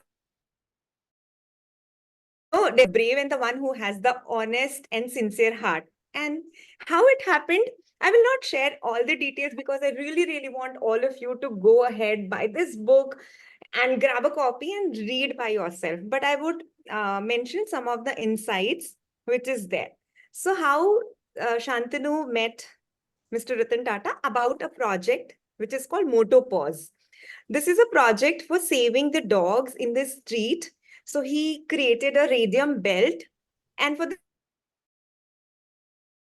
same, wrote an email to Mr. Tata to fund his project. And he has no expectations to get the reply back. And to his and his family surprise, one day, he received the email, and you won't believe how the family celebrated just the reply of that email. So imagine what would have happened when he met the Tata for the first time. That was the time when the world stopped for him. It was like an innocent, cute love story between a young boy, but not a girl this time.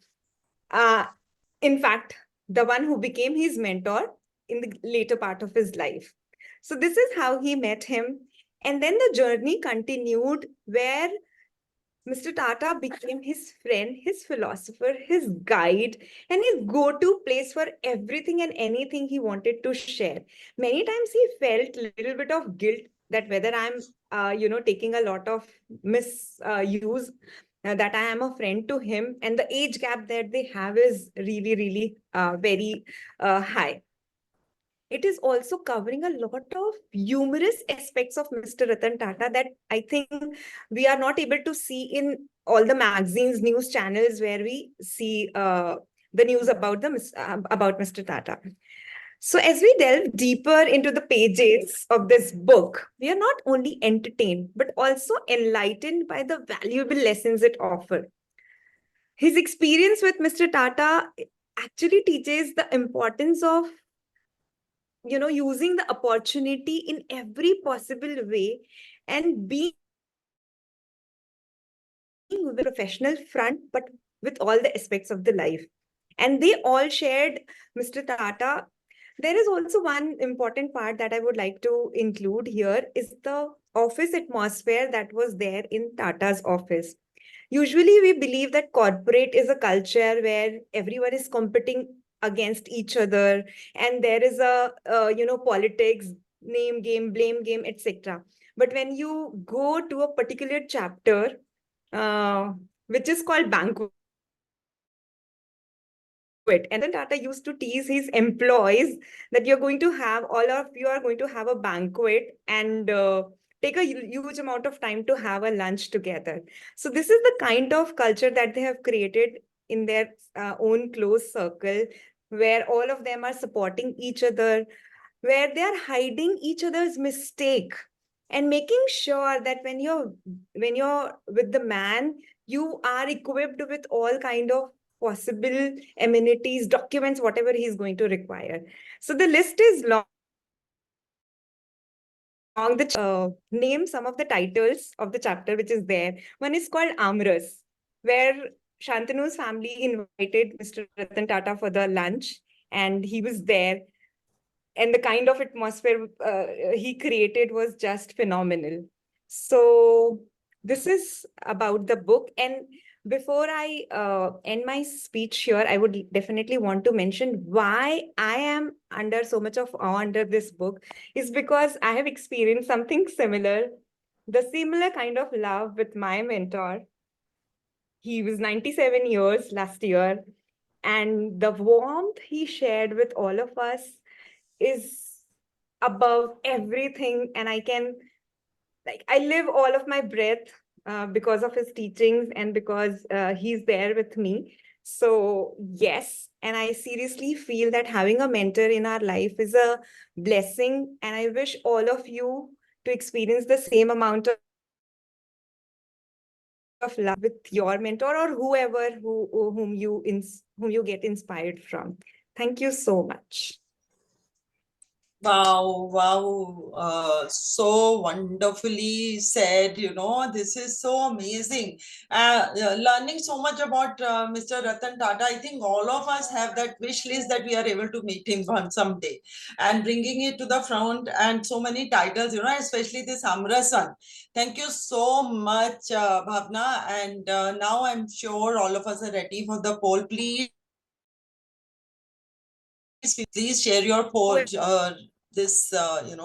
attempt this poll. And those who are on the Facebook, please share your comments on this wonderful book and this wonderful learning that Bhavna has shared with us.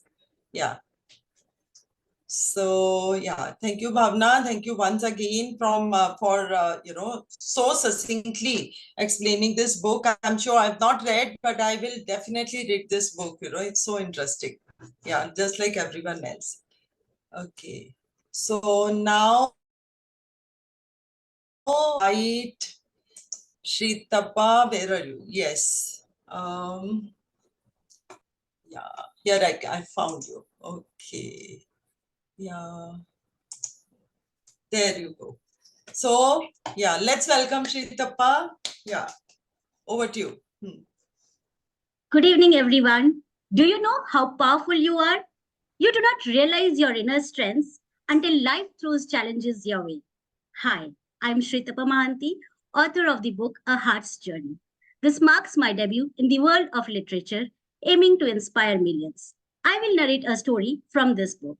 The book will uncover yourself and stay positive during tough times. The story begins in the bustling city of Mumbai, where Misty starts her corporate job and lives happily with her roommates. Everything was going great. They were having good time together, and her office work and corporate was going great. One day, her parents decide to get her married, and the search for a life partner begins. As her roommates get married, Misty's struggle to find love grows. She has been alone in Mumbai for 7. The story revolves around several such interactions between prospective grooms. There were some many funny events, but I cannot go deep, so you have to read the book. But I pick up one topic which I want to share, where she stood up for herself. She accepts a matrimony invitation from Rohit in London. On Friday night, they connect on call, and Rohit boasts about his education, job, wealthy family. He says fitting into a new country means socializing and drinking alcohol. He selected Misty's profile based on her great career and global travel exposure, assuming despite Misty's achievements, Rohit feels she won't fit his lifestyle. This frustrates Misty. As she questions his obsession with appearance and lifestyle, Rohit said his family background is impressive and he wants someone who fits into his social group. Misty's career and travel experiences impressed him, but during their talk, he thinks she won't fit into his lifestyle and social circle. Misty was assertive and furious at times and questioned Rohit. How dare you judge me without even knowing who gives you the right to belittle me based on your narrow assumptions? Compatibility is not about your standard of appearance and background. It's all about respect, understanding, and equality he completely lacks. She informed she won't tolerate being disrespected or put down by someone who thinks they are above others. She deserves someone better that his judgmental attitude will not understand. Misty disconnects the call and totally frustrated because she has already spoken her earlier. And now this is someone whom she had to actually literally raise her voice and stood up for herself and her worth. She hoped for a genuine connection built on mutual respect and shared values. Next few days, she was feeling very lonely, low, and didn't know what to do. She was all alone in Mumbai in that same apartment where she had beautiful memories with her roommates and friends, which are so far now, and the happiness looks far. She was, when you feel low in life, you really need to talk to people, speak up with someone who can share and understand you, who can bring you out in these problems. This is very common thing that we all deal, that there are some problems and we don't know what needs to be done. And that time she started staying alone, disconnected from social world, not going in public events. She was just with herself. But as a person, she was outgoing, lively, loved doing. She was like that no more. But she had once thought, she was thinking what needs to be done. Nights passed by feeling low, crying, wondering what needs to be done. How can she solve this problem? She's not finding a person whom she's compatible with. Then she thought she has left with two choices. Either she remains unhappy or she finds her joy. These were the days she was suffering from loneliness. But with continuously talking to her close friends, she started listening to motivational talks, focusing on her career. She decides to find happiness her way, exploring new hobbies and pampering herself with solo trips, homemade meals just for herself. She started to practice self love. She started to live for herself. She started to bring joy within herself, all by herself. And she reconnects with her colleagues and finds joy in cooking healthy recipes now. She focused from negativity to positivity. She found out that if one part of your life is stuck, you can focus on other parts and start building your knowledge, learn new things, and then continuously put effort on the area you are stuck. So, this is where there are several such stories where you will be able to find out and discover yourself, your inner strengths, which we really identify only when we are in the lack situation, which we generally do not realize that we have so much potential within ourselves to change our life, all by taking efforts. Are we ready to take that effort?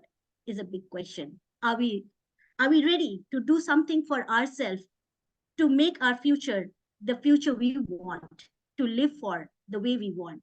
Are you curious to discover what unfolds next? Did Misty find her happily ever after? Do you know what key decisions you must make when choosing a partner? This book has all those secrets. I will not reveal it now because I leave that to you, and I invite you to read my book and join Misty on her journey. A Heart's Journey is available on Amazon. I thank you all and IA family for giving me this opportunity. Thank you. Wow.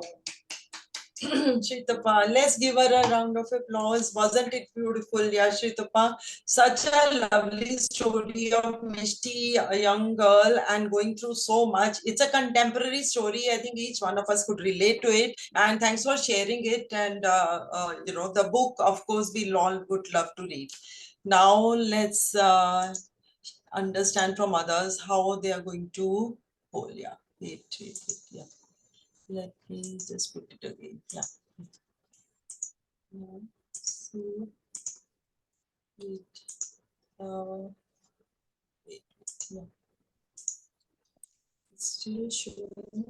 And the okay, yeah.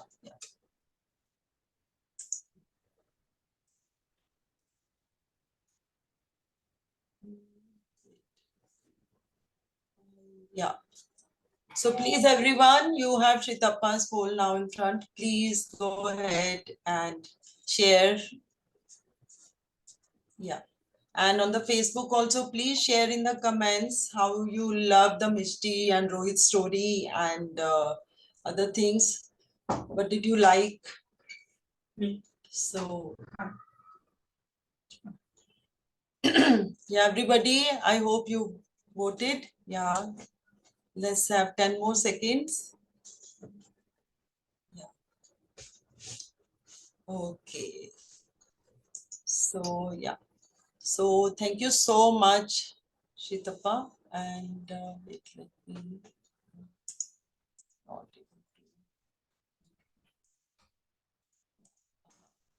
Okay, so let's welcome the last speaker. I'm sure all of you, till now we've had 15 books, and isn't it been a great journey? So let's have in the end, yeah, so Sujata. Yeah, Sujata, please go ahead. Share what you want to share today. Which book? Yeah. Hello, everyone. Now, if I ask you, can women dance amidst burning funeral pyres? What will you say? No, obviously not. Well, that's what I thought too. But when I visited Varanasi and I explored what happens there, I learned that this dance performance takes place every year. It's a strange dance, but yes, it does happen. When I went there, I felt a lot of energy everywhere. We saw the beautiful Ganga Aarti, and immediately we went to the Manikarnika Ghat with the flames rising high from the funeral pyres. The scene had a great impact on my mind. What was I seeing? The dance of life and death of our own destinies? Now, I'm a retired principal and an educator, so I wanted to explore this further. So I wove this experience into a novel, Entangled Destinies. That's the title of the novel. Entangled Destinies, Search for Love, Truth, and Joy. And I wanted to explore karma and attachment. You know what, in our scriptures, they say moha maya. I wanted to explore that. So I went ahead and wrote the novel. Now, coming to the story, it's about a young girl. She's from Rajasthan. Her name is Ria. Her father has disappeared, and her brother has been murdered. Now, Ria has to support her mother and also look for her missing father. She goes to Mumbai, gets a job there, and in Mumbai, she finds happiness and love in the company of her boss. But she's young, inexperienced, very vulnerable, and is soon caught in office politics, and her confidence is shattered. And as if this is not enough, her very identity is threatened, and she is left wondering, who is she? Who is her father? There are so many questions, so much suspense in her life, but no answers. So, seeking answers, she goes to Varanasi. And there again, she sees those women dancing amidst the burning funeral pyres. And she thinks that maybe these women will give the answers. They have the answers that she seeks, because till now she hasn't got any answers. She's still struggling to find everything. So, can these women lead her to her father or to her brother's murderer? So, one sees her through the course of the novel growing from a vulnerable girl to a mature woman.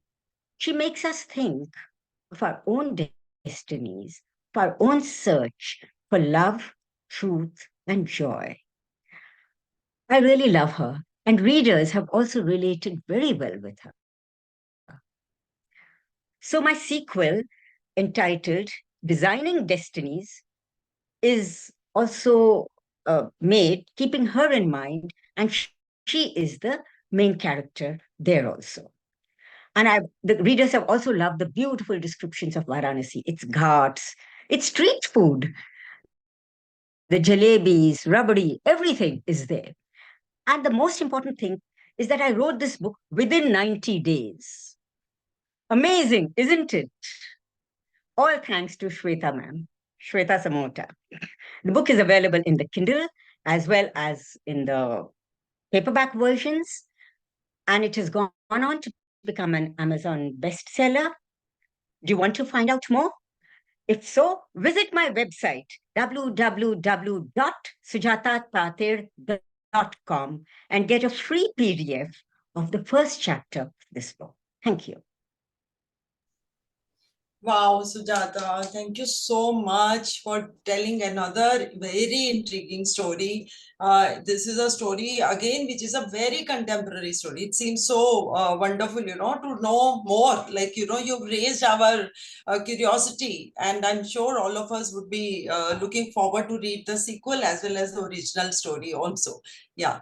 So let's see from others, how are your stories others are liking. Yes. So please quickly, everyone, share your opinion. Wait, let me again. This is not end poll. Yeah. Okay. Yeah. So yeah, here. So please, everyone, share your opinion, share your views. Yeah. This is the poll has started. Yeah. Everyone, please. Yeah. It's active now. Please. Yeah, those on the Facebook also, please share your comments. Share your comments about different authors. Share your comments about the stories. Share your comments about the books. We already covered 16 books and had a great evening. Yeah. So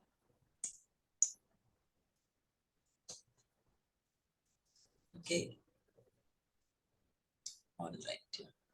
So everybody is voted, I hope. Yeah. Okay. So let me end the poll. Yeah.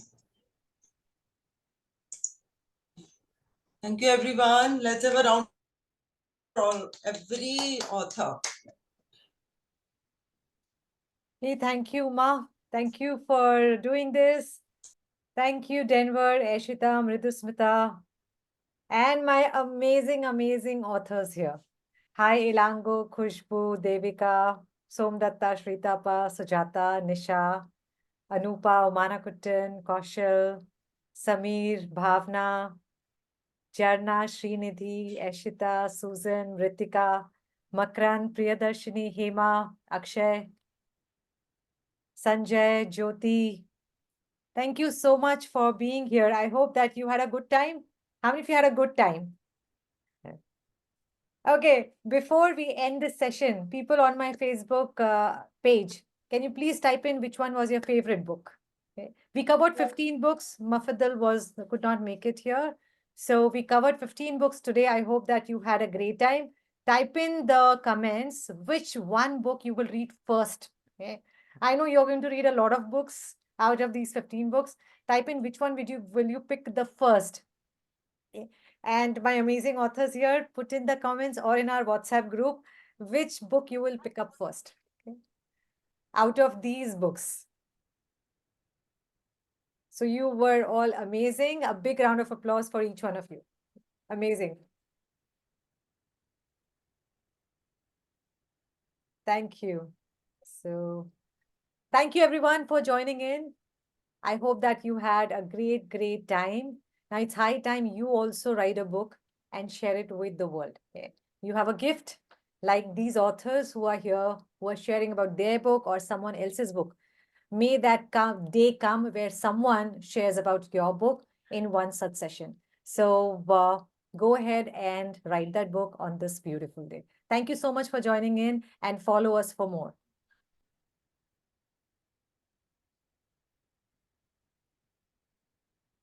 Okay, so people, thank you so much. You all were amazing, amazing insights, and you delivered it so beautifully. How many of you see that, you all have other authors have practiced a lot? Yes, you saw the practice. I saw the practice.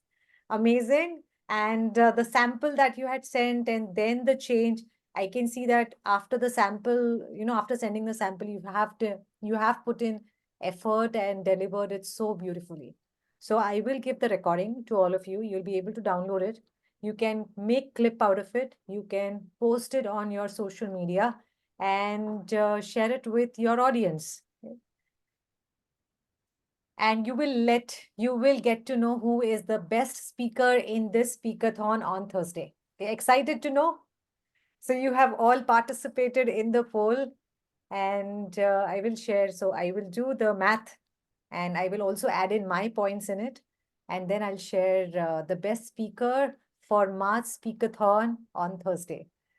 Now, from my 4 facilitators, okay, I want you to put in your word based on what you learned today in this session. Okay. What were your top key learning today? You can unmute. Let's go with Denver first. Thank you, one and all, and thank you, Sweta. I am audible, am I? Yes, but low volume. If you can be a Oh, little it's low. louder. Is it good now? Is it too much? No. Oh, then I'll just come closer. Is Yes. that okay? Yes. Yes. So today's, wait, to pick out the learnings, well, I'll keep the things which are remaining in my mind. Those are basically my learnings. So today, one thing was, of course, to find peace or make peace before you go to war, rather than to go to war and then pick up the pieces of peace. And then other ones were like some of the things, the books, interesting books, deep insights, some meditation, self-healing, and the stories of different authors. Many of these stories we've dealt with today reflect the stories of the writers. So it gives us insight into lives and how to overcome the struggles that we all put up with and never to give up hope. Those were a few of my learnings today. Thank you. Thank you. Thank you, Denver. Thank you for sharing. Let's give him a big round of applause. Amazing. Okay, let's call upon Mridusmita next. Okay, Mridusmita, go ahead. Please share your top learning. Yeah, Shweta. First of all, my learning was while doing the juggling between passing the baton, so I should be equipped with the tool. So I should know because a lot of things to do behind. I just admired how you managed everything all at once. Pole coming in, this switch, that switch, the spotlight switch. You have been helping me, I know, being the genie. So thank you, Shweta. But I loved it. I hope whoever must have tuned in today must have benefited because that was such a genre book which was shared from the learnings from one's own life to the authors taking efforts to download books and giving it to the common public. I had learned many things from everyone's perspective. And yes, I am definitely going to read many of the books. Thank you so much, Shweta, for always giving us something new for everyone and so much learning always. Thank you so much. Thank you. Thank you, Mridusmita. Big round of applause for Mridusmita. Okay. Now over to you, Uma. Your top learning. So my top learning and my I'm really happy is that we could finish it on time. Like exactly at 9 o'clock we finished it, and I think we should all appreciate this thing as a team. Like we could do it, and all the authors, everyone stuck to their time and everything. And my biggest learning is, of course, behind the scene. By the time I learned about the poll, 3 had already passed, and I learned it the 4th.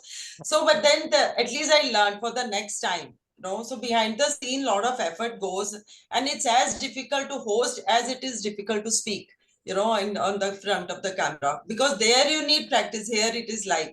So that is a big learning. That to be quick on your toes. When something is going wrong, take action. So that is a big learning for me. Thank you, Uma. Let's give Uma a big round of applause. Okay, amazing. Now, from my amazing authors here, who would like to share their top learning? Okay. Raise your hand or unmute yourself.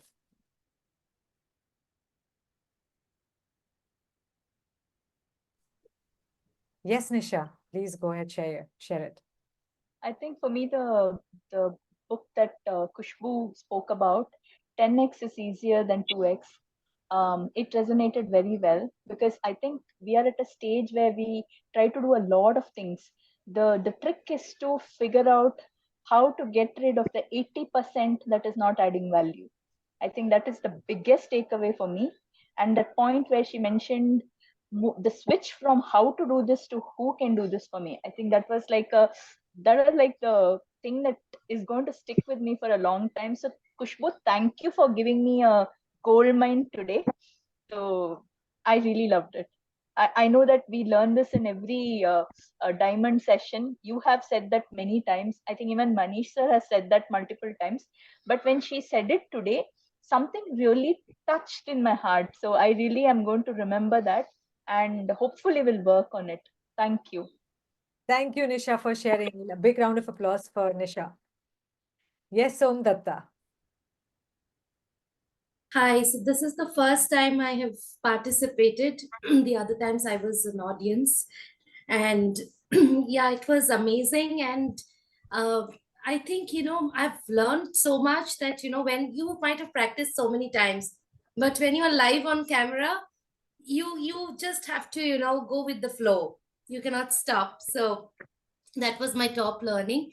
And thanks to this amazing session, there are so many books that I came to know about, like Ratan Tata and his young accomplice, and David and Goliath, and about the mystic Yogi, which Devika had talked about. That's something I've already added. And of course our fellow authors books as well, from Jarna's poetry, to Sritapa's stories, to Sujata. I don't know, I mean, don't want to miss out anybody.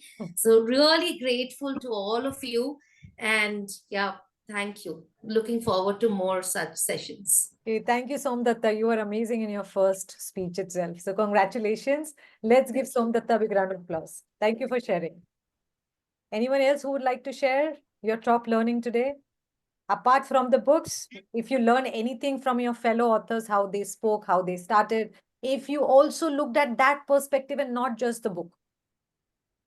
Okay. Anyone? Yes, Sritapa.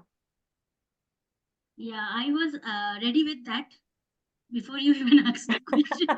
Because today I was fortunate to actually listen to people for the first time. Unfortunately, every time this is my office hour and I have to miss it.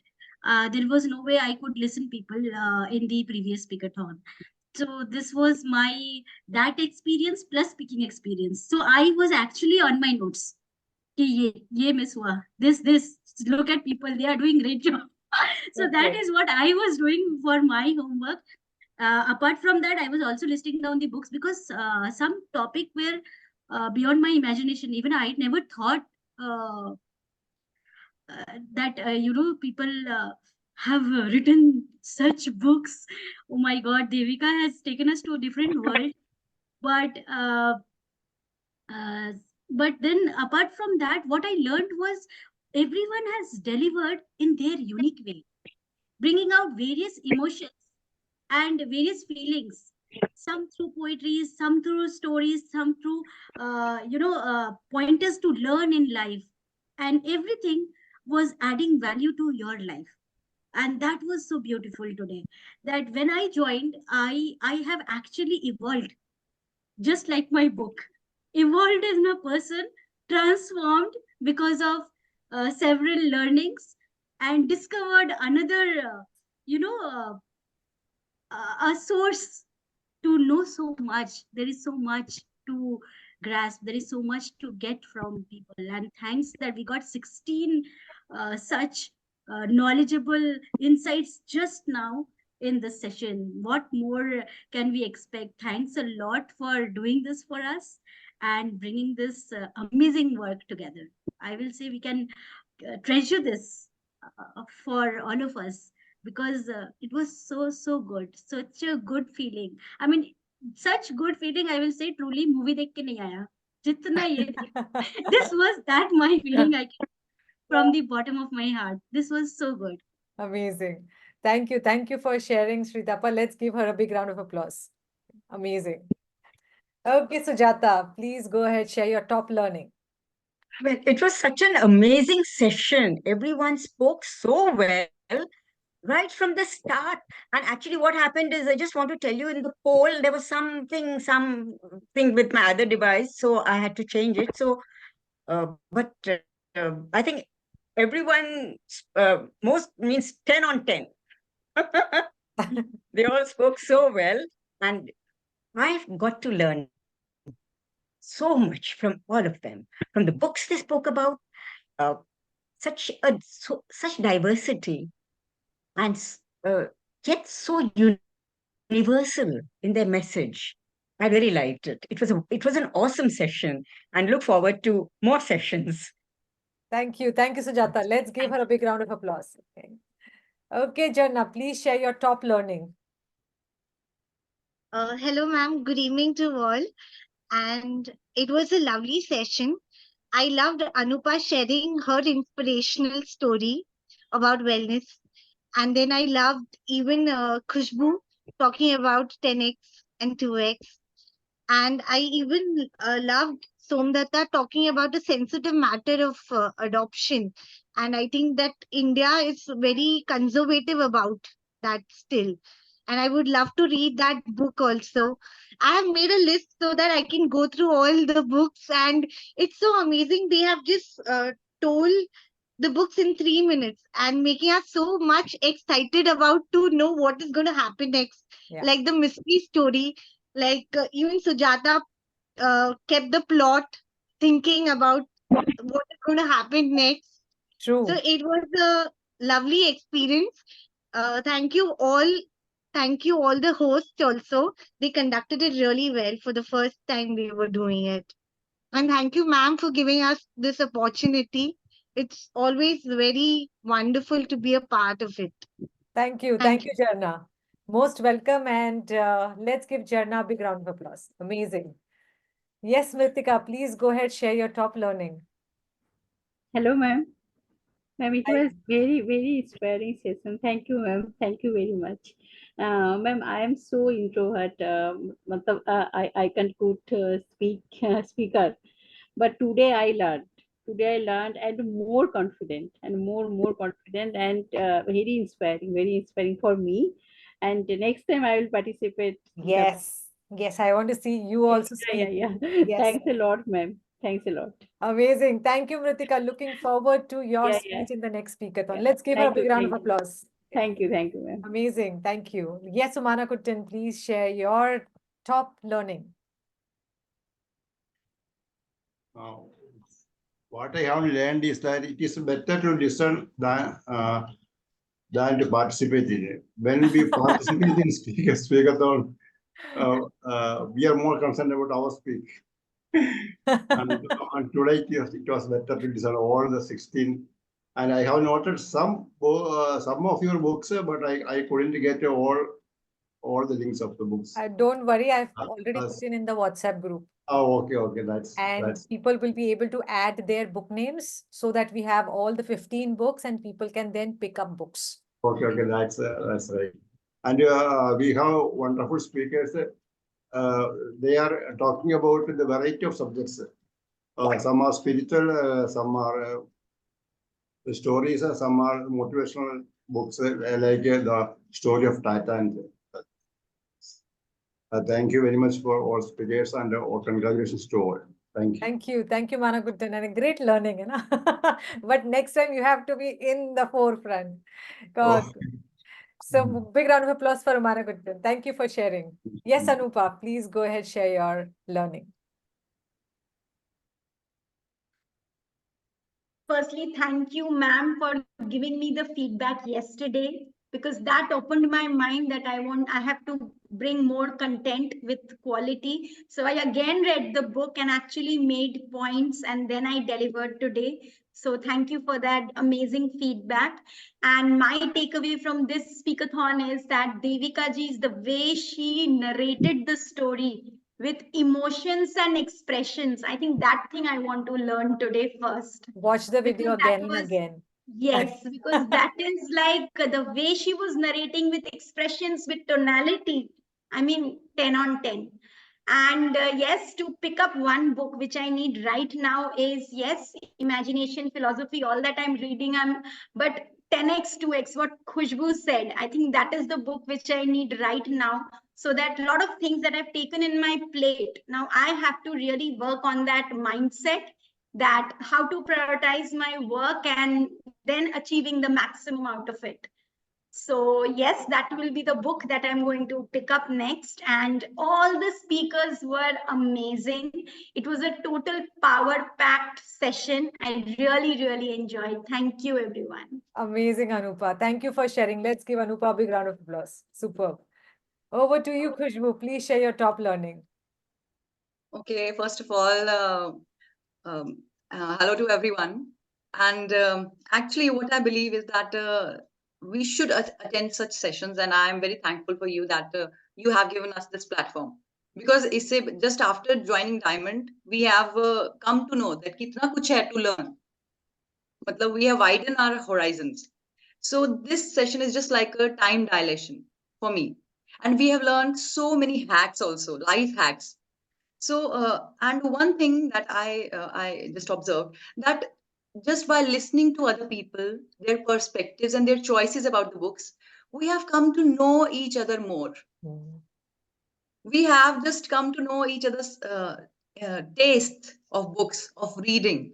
तो हमें उनके personal perspective के बारे में भी ज़्यादा पता चलता है. Otherwise, we are just connected professionally in the group. True. Very true. So I am just witnessing myself grow with you all. And that's amazing.